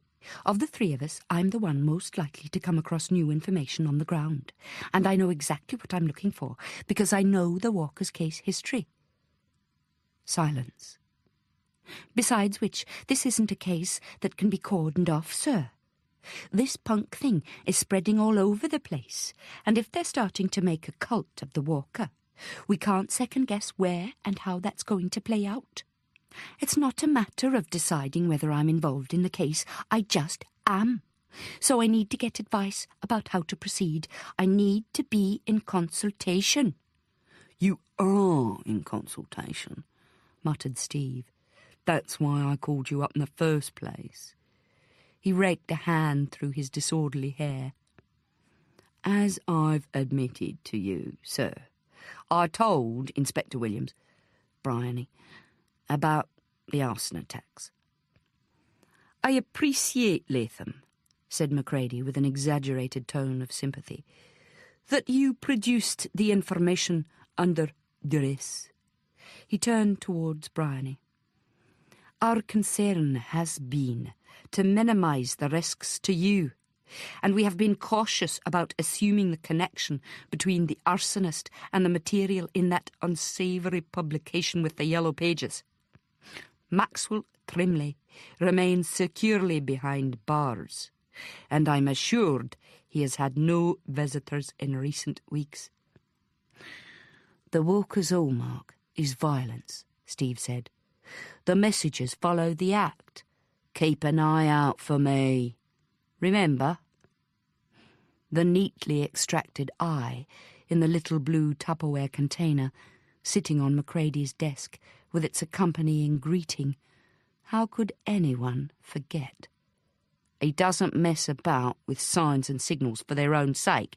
Everything he's done was based on a design for action. Bryony registered the change to past tense with relief. Designer par excellence, he continued. You'll never see another crime scene like one of his. Total control over the look of the whole thing, the setting, that guy in the pulpit, bleeding over his Bible. As the only killer I've known who controls where the blood goes. Punks are anti-design. This is a different personality we're dealing with. Somebody who's a bit of a showman, Bryony interjected. A different kind of showman from the Walker. With him, all the theatrics were in the actual scene of the murder. This character we're dealing with now has more diversity. He enjoys playing games for their own sake. So it could be someone who's actually in show business. You know, I heard about somebody like that just this morning. I went to see Vince Telford. Bryony was leafing through her notebook. He was telling me about one of the guys in that group, Sudden Death. Gary Flaxman's his name. Calls himself Flack. Trained in the circus, apparently, and does a pyrotechnic act. Vince went to great pains to assure me that he didn't allow any other fireworks on his premises. She looked at Macready. Sudden Death is the rock group that features in Yellow, sir. Apparently, they're fans of the Walker. What we have to bear in mind, said Steve, is that the Walker's a celebrity. From a certain walk point of view, he's a superstar. He attracts followers. His fan club members are highly unlikely to be as dangerous as he is, so it's interesting what you say about Flaxman. People who like playing with fire. Well, it's like the metaphor. They enjoy the risk. Fire is spectacle, and the fire-eating type of performer is a classic exhibitionist. Let's hope that's essentially what we're dealing with. Steve looked at Macready. We could bring Flaxman in for questioning. Premature. Macready's tone was decisive. We don't have enough to go on. The only way we're going to find out what's going on in that scene is to put somebody undercover. As a matter of fact, said Bryony, that's what I was thinking myself. Which is why I asked Aidan to stay in the car. I think you should meet him, sir. Bryony had never seen Aidan look ill at ease. Not exactly, but it was obvious he felt out of place in Macready's office, consigned to a little metal-frame chair with his long legs stretched out in front of him. His answers to Macready's questions were disappointing, as if he wasn't really concentrating, or was even a bit bored. They went through the basics: number of years of service, CID experience, experience in major cases, aims and ambitions in the job. Earning a living is pretty high priority with me, sir. I don't come from what you might call a wealthy family. As he said this, she could see Aidan was looking out of the window, avoiding Macready's eye. You might earn a better living as a bank manager, Macready smiled. Does that not occur to you? I might, Aidan smiled back. But I think they prefer nice English gents in those sort of jobs. I don't quite fit the bill. This sounded almost insolent. Bryony was itching to interrupt, to come in with something that would at least show up Aidan's dedication, or the way he could think on his feet. Macready took his time over the response. Perhaps I do see what you mean, D.C. Silvera. I take it you dislike the exercise of fitting people into categories. You could say that, sir. Yes, sir. One of the most common forms of human error, wouldn't you say? The line of Aidan's gaze shifted to Macready's face. I've seen some serious mistakes, consequence of that sort of thinking. Nobody ever imagines the nice, quiet man next door has a collection of corpses under his kitchen floor, do they? Most people don't imagine somebody in a police uniform is going to kick their head in. Most people don't think the man behind the bank manager's desk is practising daylight robbery. But that's what's happening a lot of the time. Do you consider you would make a good bank manager, D.C. Silvera, given the opportunity? Absolutely not, sir. And why's that? Aidan shifted in the chair and brought one foot up across his knee. Because I couldn't live behind a desk. I like to be moving around. Like to be out there, in amongst it, seeing what goes on. Macready leant forward. So do I, if the truth be known. Tell me what you look for when you're out there, in amongst it. Patterns, regularities and irregularities. There's a lot of routine in crime. And most of the time it looks like all the other routines. But if you can spot it, if you pick up on the little system somebody's got going and you watch the way they go through the steps, then you can pick the best way to close in. Chapter 16. Ma'am? Yes, it's me. Sharon waited for the explosion on the other end of the phone, but there was silence. Look, I'm perfectly all right. I'm staying here with some people I met. And when are you coming home? Her mother's voice sounded strange, almost as if she was talking to someone she didn't even know. Not for a while, I don't think. Then came the explosion. Sharon, have you got the slightest idea of the trouble you've caused? Have you any any idea? I've had the police round here. I've had the school phoning up every half hour. Listen to me, my girl. You are coming home right now. Do you hear me? Well, I'm not. I'm perfectly all right. Just tell the police I'm perfectly all right.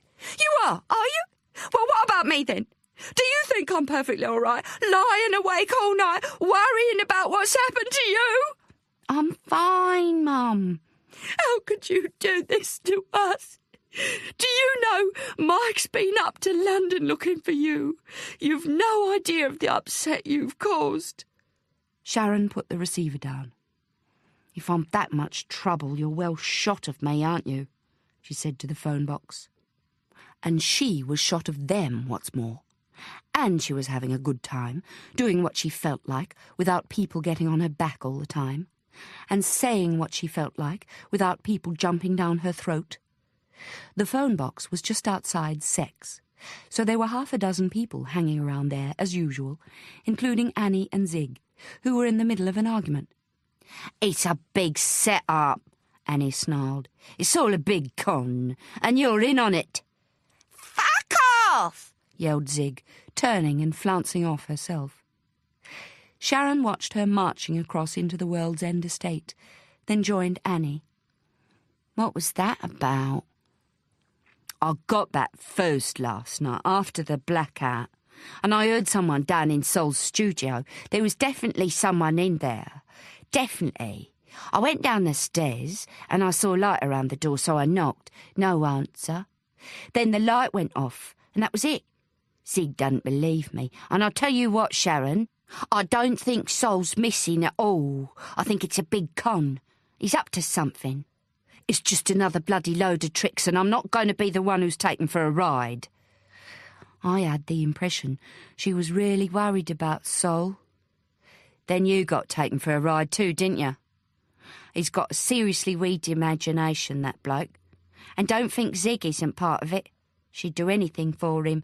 She's obsessed with him. What exactly do you think they're up to? How would I know, Sharon? He's a nutcase. He thinks he's William Blake. Did you know that? Seriously.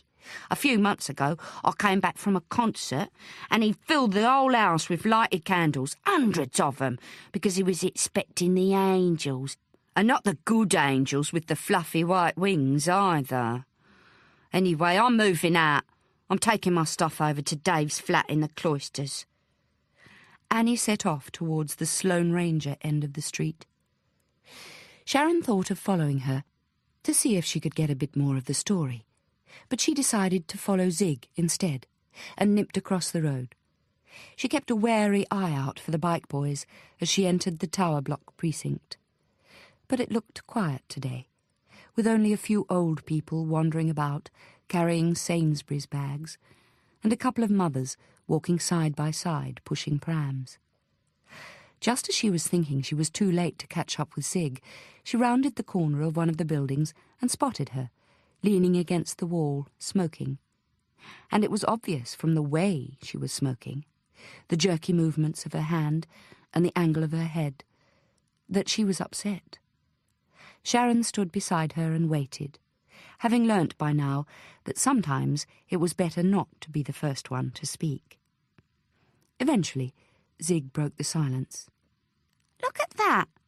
She was pointing to a square of grass at the foot of the building opposite, which bore a sign on the wall, "No ball games."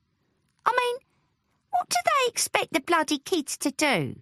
They stack them up like budgies in cages, and if they come down here, they're not even allowed to kick a ball across the sodding grass. Then let's go. Sharon pushed away from the wall and started walking, and for a change, Zig followed her. As they entered the World's End passage, side by side, Sharon decided now was the moment. Annie isn't the only one who's heard things down in the basement, she said. And if she's moving out, that just leaves you and me. Which actually makes me a bit nervous, to tell you the truth. Why? There was a note of contempt in the question. Because I'm not 100% sure I can trust you.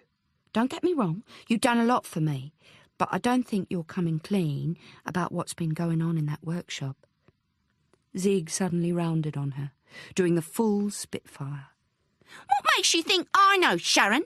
I've been doing everything I bloody can to find out, but anything to do with the Suddens is just totally under wraps, and so is all the stuff in Sol's workshop. I've hardly even seen past the door. He wouldn't let anyone go in there. Well, someone's getting in there now, with the lock still on the door. So there's only one explanation. There must be another way in. If the factory's got underground tunnels, maybe there's a way through from one of them. Yeah, maybe. Zig had switched to her usual throwaway tone. Don't assume I haven't thought of that. They were crossing into Lott's Road now. Then why don't we look into it? Asked Sharon. I'm intending to. It's exactly what I'm intending to do. Well, I'll help you. Yeah? See, that's what I'm trying to make up my mind about. Zig mimicked Sharon's voice.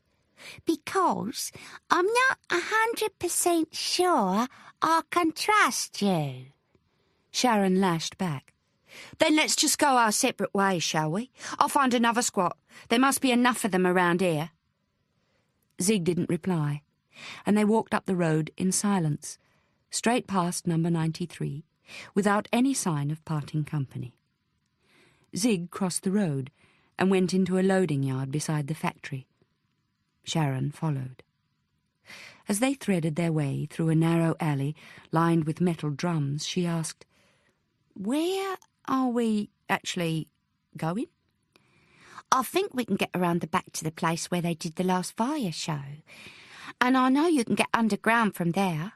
That's why they chose the place, because they need a level under the stage for Flack to do his act. He has to be able to get up above the stage and underneath it. We'll need some light, won't we? I haven't got a torch. I have, said Zig. There the conversation stopped again. They were standing on the edge of the creek, which ran wide and deep between the giant walls of two buildings. There was a narrow bridge across, and they had to edge forward along a rim of concrete at the base of the wall to reach it. The bridge was enclosed in a metal frame, and Sharon noticed heavy railway tracks running along it. She hesitated. "It's okay," Zig instructed. "Just walk on the boards between the rails." Sharon listened anxiously for any approaching rattle as she followed Zig across. On the opposite side, they jumped to the ground. In contrast to the main building of the factory, with its patterned brick walls, the place they were looking at was a faceless grey monster. There were no windows, but an outside staircase led to a door some 20 feet up, near the roof. Zig was already on her way up there. They found themselves looking out over a vast area half filled with metal drums and storage containers. One end looked as if it had been deliberately cleared, with a row of crates pushed across to block it from the rest of the building.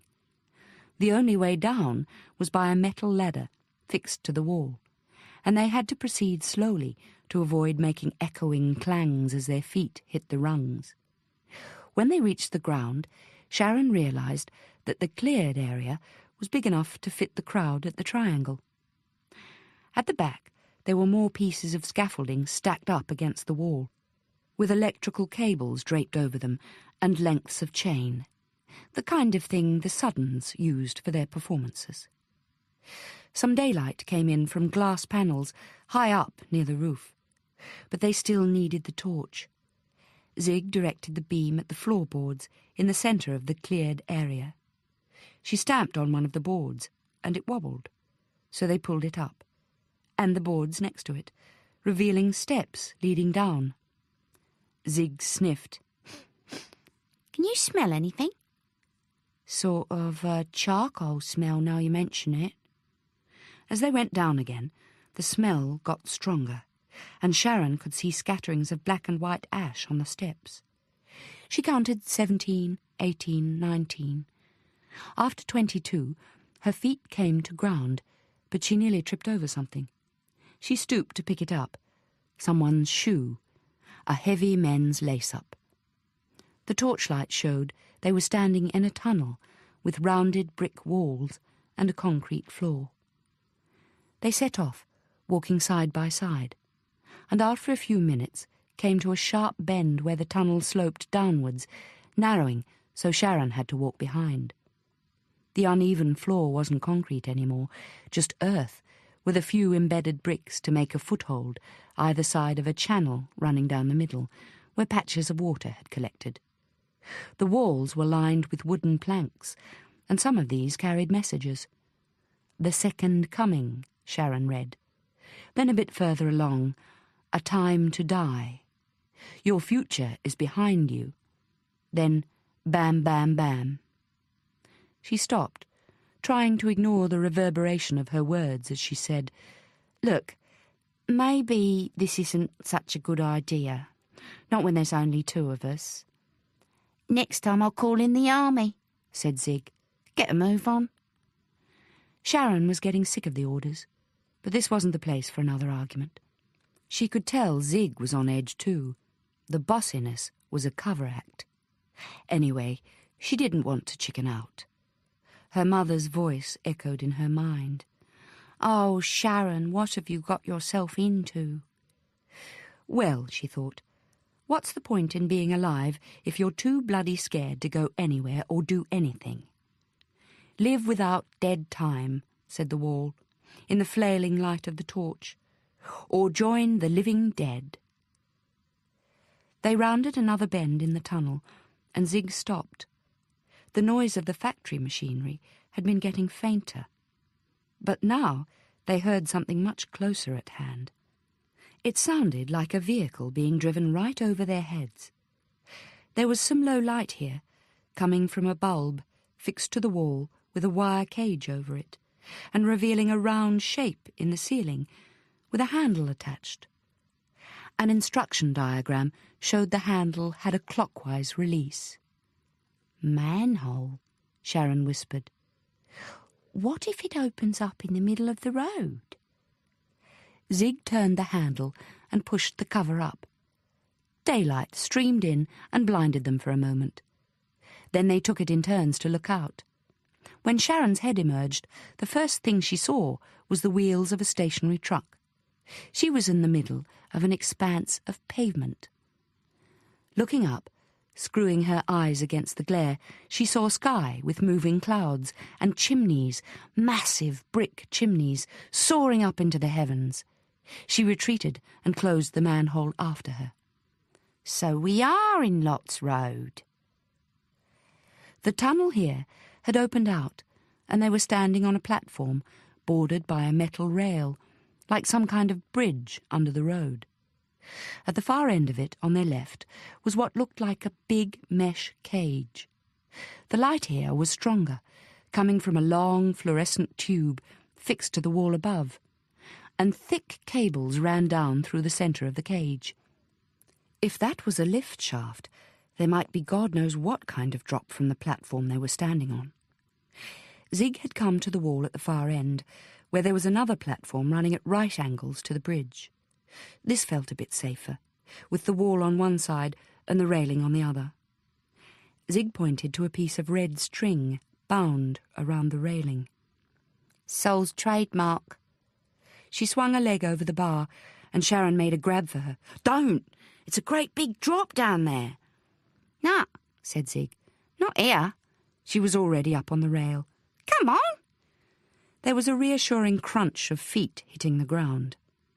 Sharon followed, landing on solid earth, and saw in the torchlight that it extended far beneath where the platform ran into an alcove just high enough to stand up in, and right over their heads was a wooden trapdoor with a rope handle. When Zig opened it, a coil of rope fell out, knocking the torch from her hand. Sharon picked it up, played the light over the dangling rope, and noticed that it was cross-tied to make a ladder.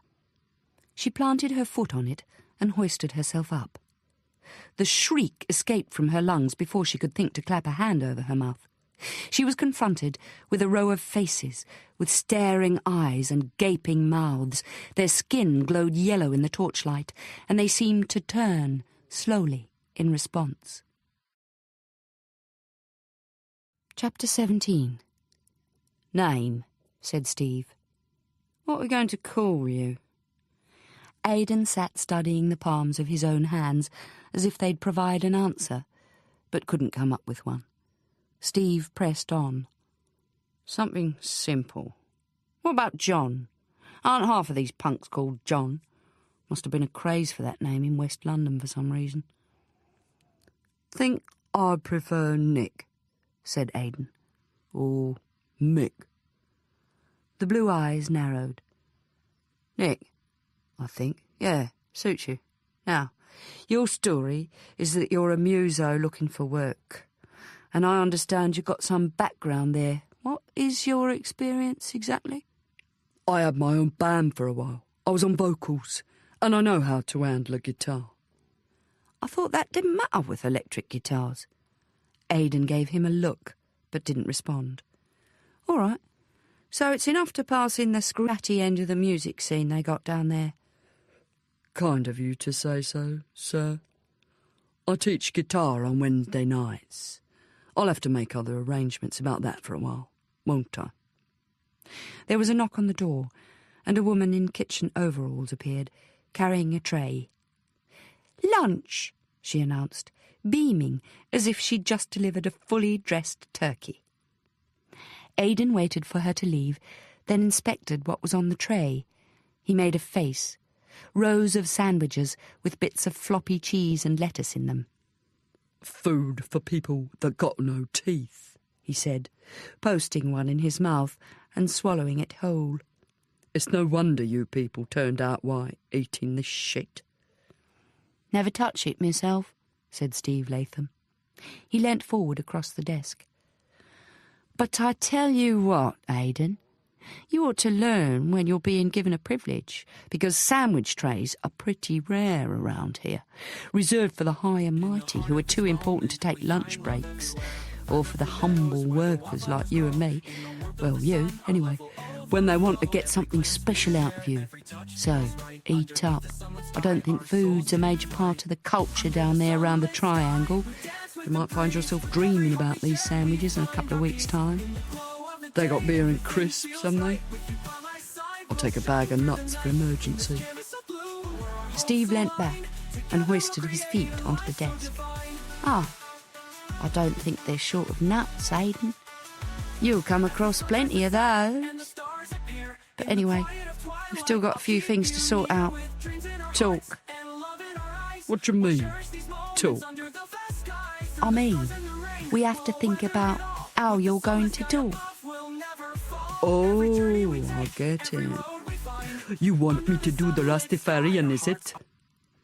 Steve's feet disappeared from the desk and hit the floor with a decisive thud. "Absolutely not. This is not a comedy act, Aidan. Don't make that mistake, not for 1 minute." Aidan was taken by surprise at the sudden change of attitude, but he didn't show it. This guy Latham, he was thinking, didn't actually know which way up he was. He'd overheard D.I. Williams complaining about him yesterday, when she was on the phone and her office door was open. A control freak, she called him. But Latham couldn't even get himself under control. His hands were shaking, and he couldn't sit down without shifting his position every 30 seconds. Aidan let the new mood settle before he responded. "Hey," he smiled. "Go easy on me, Doc. I never talked to a psychologist before. Don't know what to expect, do I?"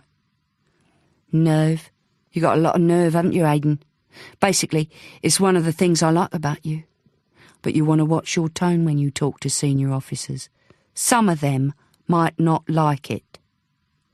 Steve pushed the sandwiches towards him, and Aidan responded by firmly moving the plate sideways, out of his line of vision. "If there's one fundamental principle to learn about undercover work," Steve continued, "it's this. Don't put on an act. Human beings are programmed to see that sort of behaviour for what it is. Sure, you have to change how you look, adapt your body language, change your name, but you have to find your new identity in yourself.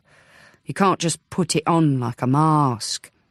And with the people you're reporting on, you have to become one of them, genuinely. He leant forwards, eyes searching Aidan's face. Have you ever noticed that the most manipulative people are the most transparent? Yes, as a matter of fact, thought Aidan, suppressing the ghost of a smile. Ironic, really, continued Steve, with no attempt to hide the smile on his own face. They think they're so clever, putting one over on you, and all the time you've got their number. But you let yourself go along with them. Why is that, do you think? He turned sideways in his chair, draping an arm over the back. Why does the person who's being taken for a ride seem to be going along with it? Social, isn't it, Doc? Aidan said. You go along with most things people say, when you're in company with them.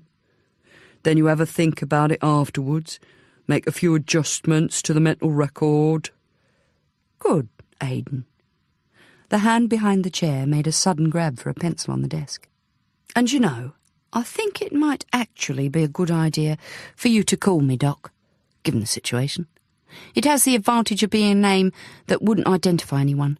So if you need to ring me up from a public place, I'll know who's calling, and the people around you won't know who you've called, right? Aidan nodded blankly. Guess so. Steve grunted. And are you clear about the relation you have to me in all this? You're my advisor. But I never had an advisor before. I'm your sympathetic ear. Undercover work can be stressful in ways you don't anticipate. If you find yourself on the inside of something ugly, you might be surprised at your own reactions. And whatever they are, you won't be able to show them. So you tell me about them, and I'll give you advice about strategies, communication strategies, how to handle interactions, that sort of thing. Interactions? Meaning talk? Is that it? Partly. Talk's important. As I've said, don't put on an act you can't sustain.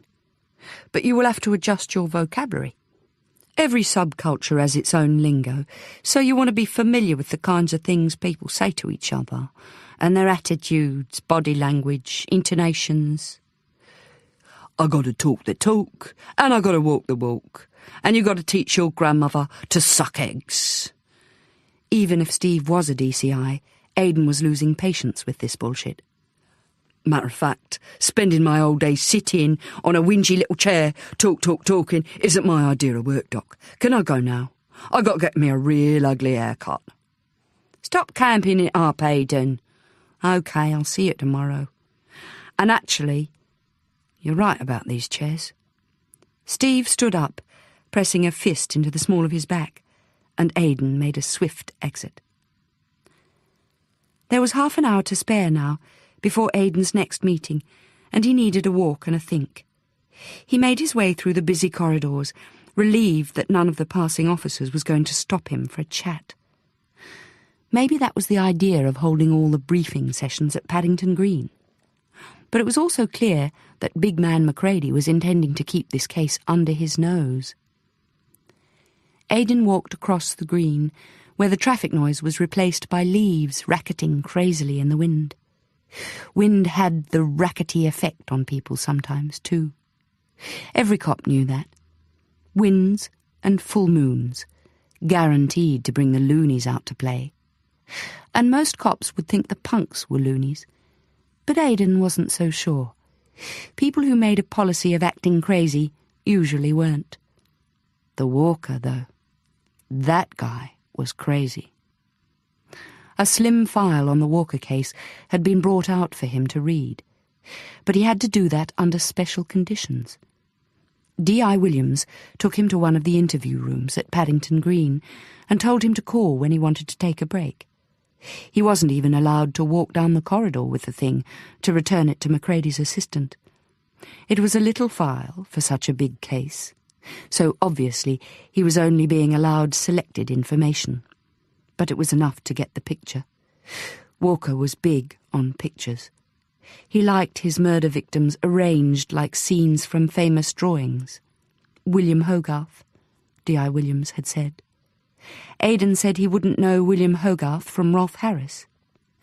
When he looked at the scenes in those drawings, though, and the sick repetition of them in 1970s London, there were a few things he knew. White man's evil.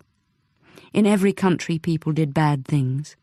They beat up kids and raped women and stole from old-age pensioners and set up protection rackets and burned houses. All those things were pretty much alike the world over. Basic instincts gone out of control. Sometimes with a bit of help from the full-belly moon. Evil was something else. It had a life of its own and fed off its surroundings. Evil was cultural, belonged to times and places. It picked up on the things people did for fun, the songs they sang, and the games they played, and the things they respected and worshipped, especially that. To everything there is a season, and a time to every purpose under heaven. Aidan had read this part of the Walker's favourite bit of the Bible, and remembered some girl with a soprano voice singing a version of it on Top of the Pops. A time to love, and a time to hate, a time to be born, and a time to die. Or in Walker's version, a time to hate, and a time to die. Just a bit of editing, and the whole thing turned into something out of the Devil's hymn book.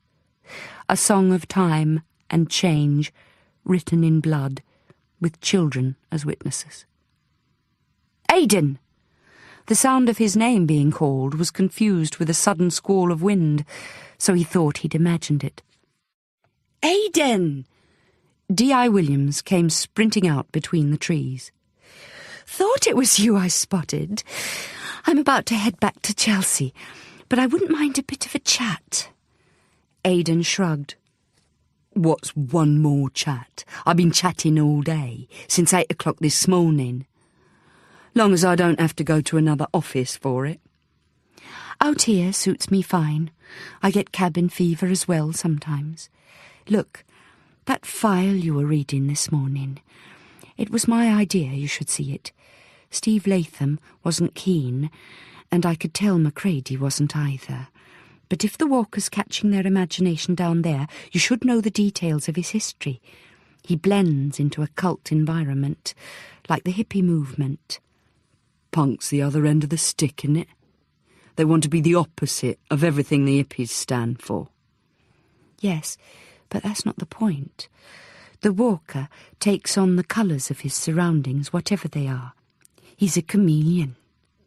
But he's locked up tight. Yes, she replied, a bit too quickly. Then what? Just because he's locked up doesn't mean we've contained his influence. There's some evidence he's got a fan base developing. Whether it's one person or several involved in that, we don't know.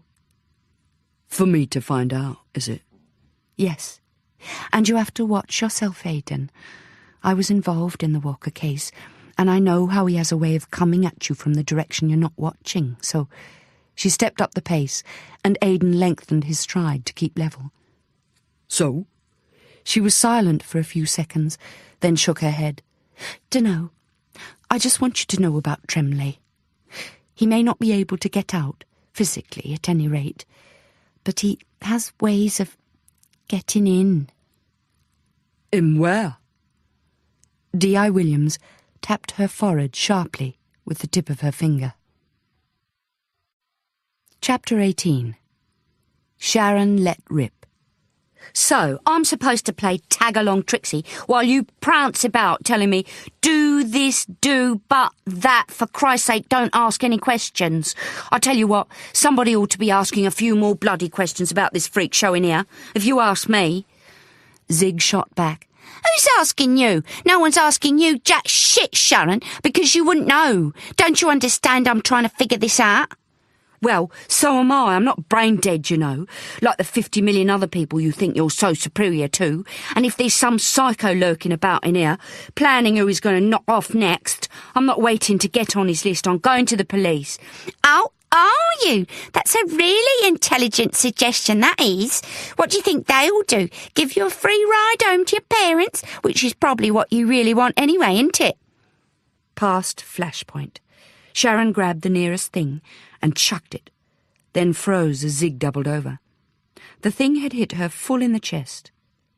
There was silence as Zig slowly unfurled, looking down at the mass of sticky stuff that was oozing down the front of her rubber vest and covering her hands as they clutched at it. It was yellow. The stuff was yellow.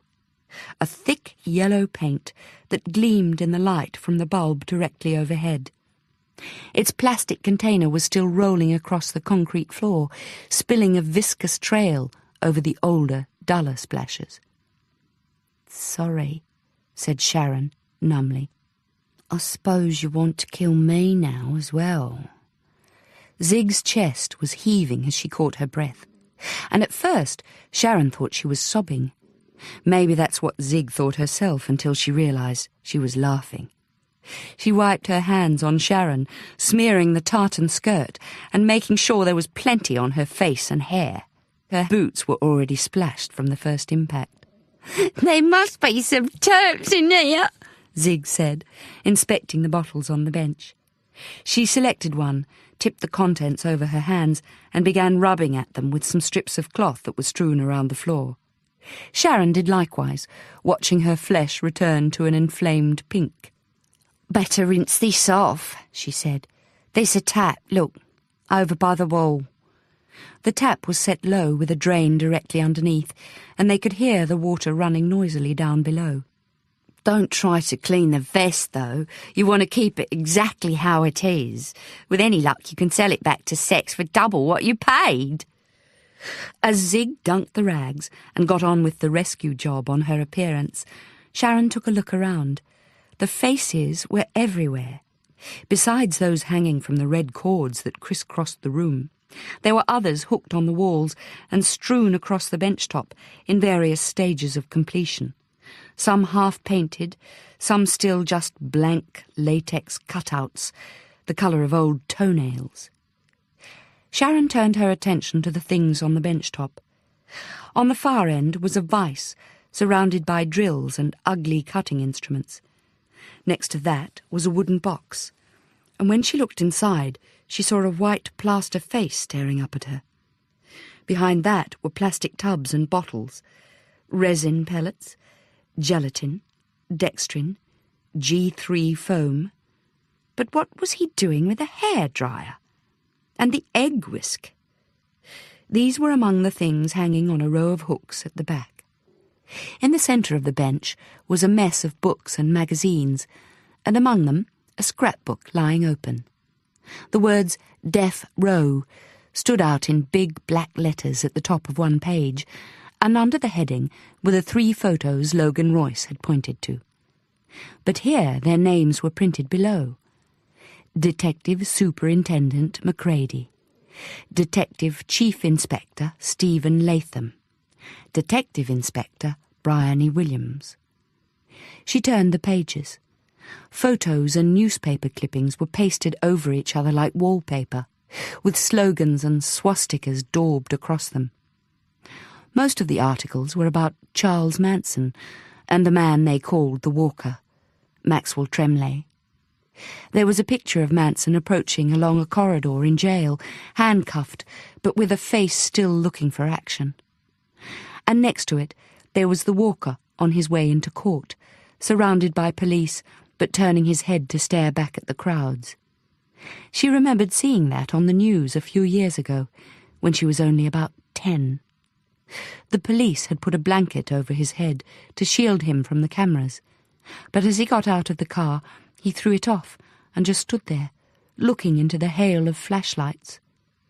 There was a frame of cut-out words around the photos.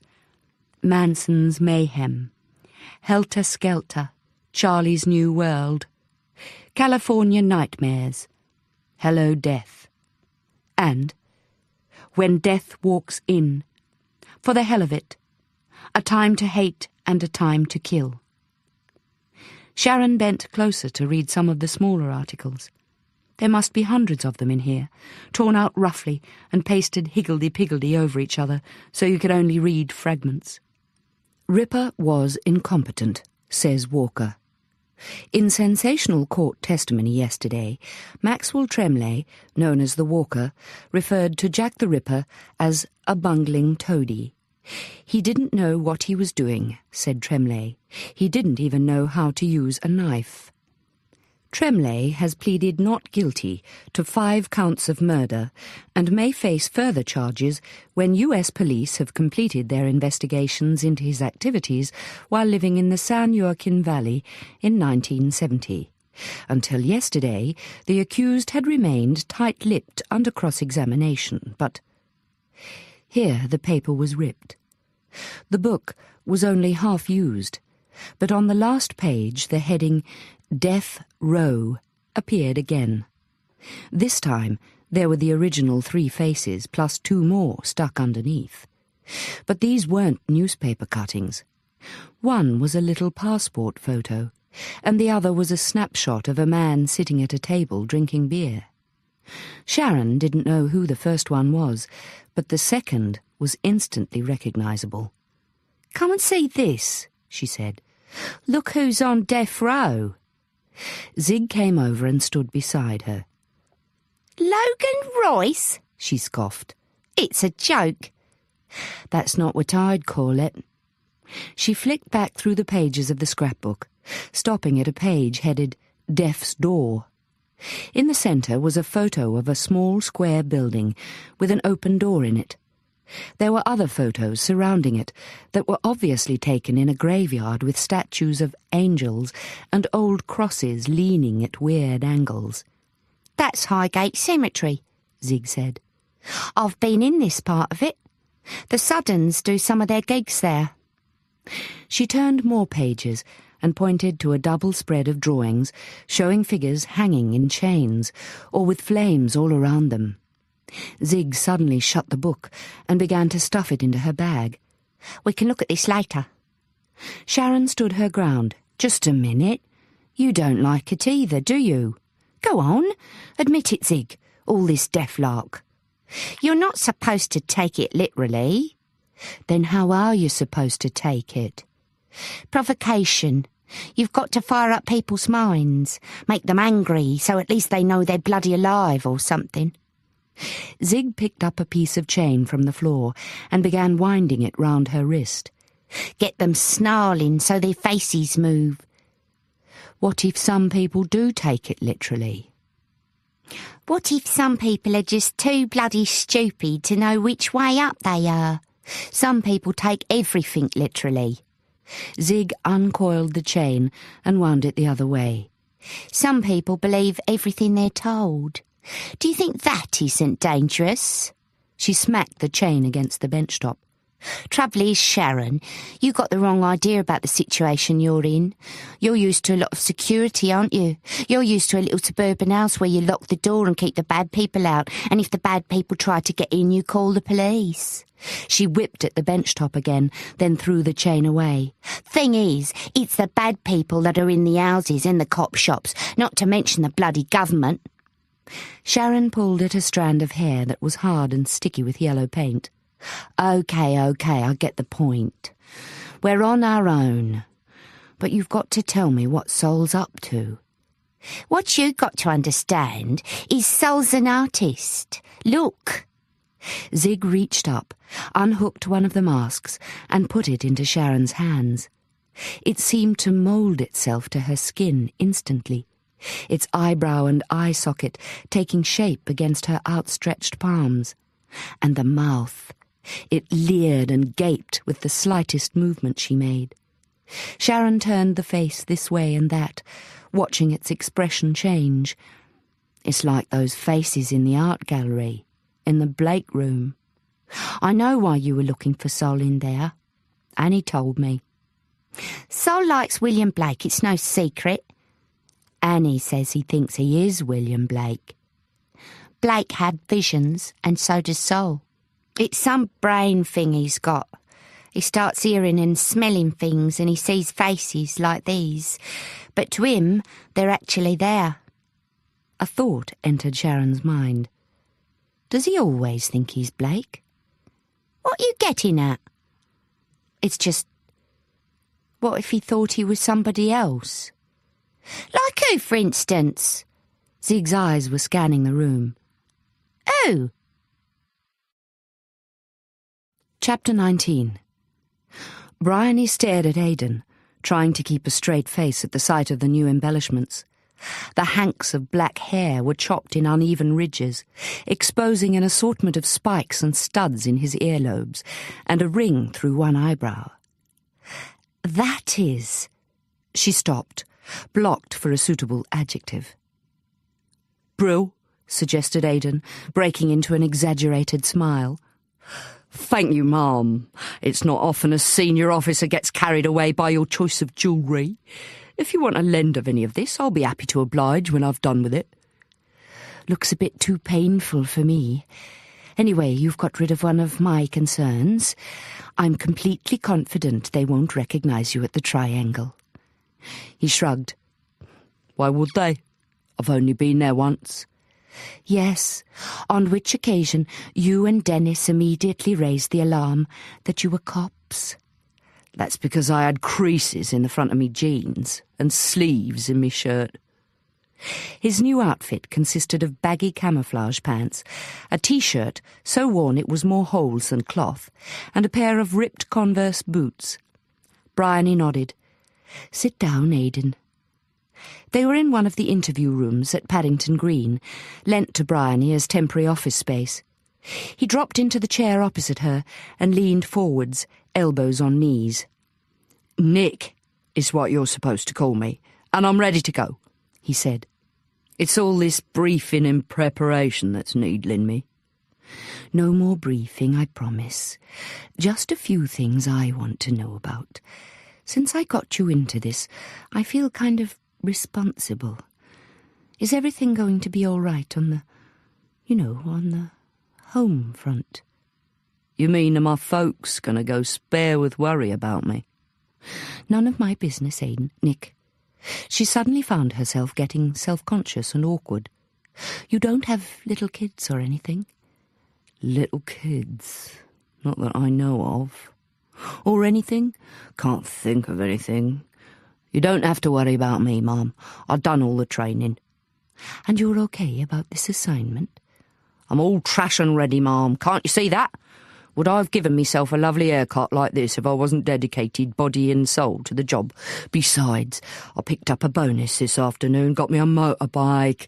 Well, a scooter, to be exact.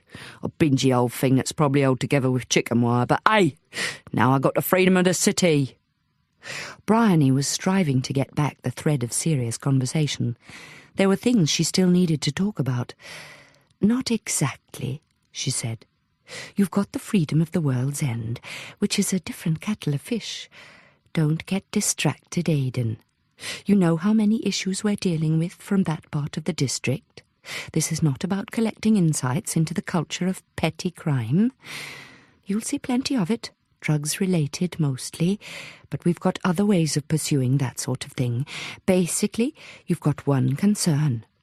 The Walker, Aidan interjected. And his new fan club. See if you can track down somebody called Flack. Full name, Gary Flaxman. I already got that name in my notebook. DCI Latham mentioned him. Yes, well, he's the manager of the sudden death, so he's likely to be well connected in that scene. We need to know who got that photo of Walker in yellow and how. And more than anything, we need to know what's the fascination. He fancied himself as an artist, Max Tremlay. There's a lot of art students amongst those punks, and he fancied himself as a prophet. All that about the turning of times and seasons. This punk craze, it's got that sort of edge to it, hasn't it? They think they're ringing the death knell on culture as we know it, something like that. Aidan offered no response. He was gazing at his hands, a habit of his, she'd noticed, as if he was trying to read his own palms. "You sure you're happy about this assignment?" A hand went to his left earlobe, and he fingered one of the more aggressive-looking studs. "Can't get used to this shit." His eyes met hers briefly. "You said this wasn't another briefing, Ma'am." "Sorry, I didn't intend it to be. I actually wanted to ask you about your impressions. You've read the Walker Files, or some of them, and you've read those issues of Yella. I want to know what you make of it." "I don't think the punks are such bad news as they're pretending. They're rough London kids doing what rough London kids have always done, but with a bit more savvy. They want to think it's a bigger deal than that, though. They want to be dangerous, they want to be outlaws.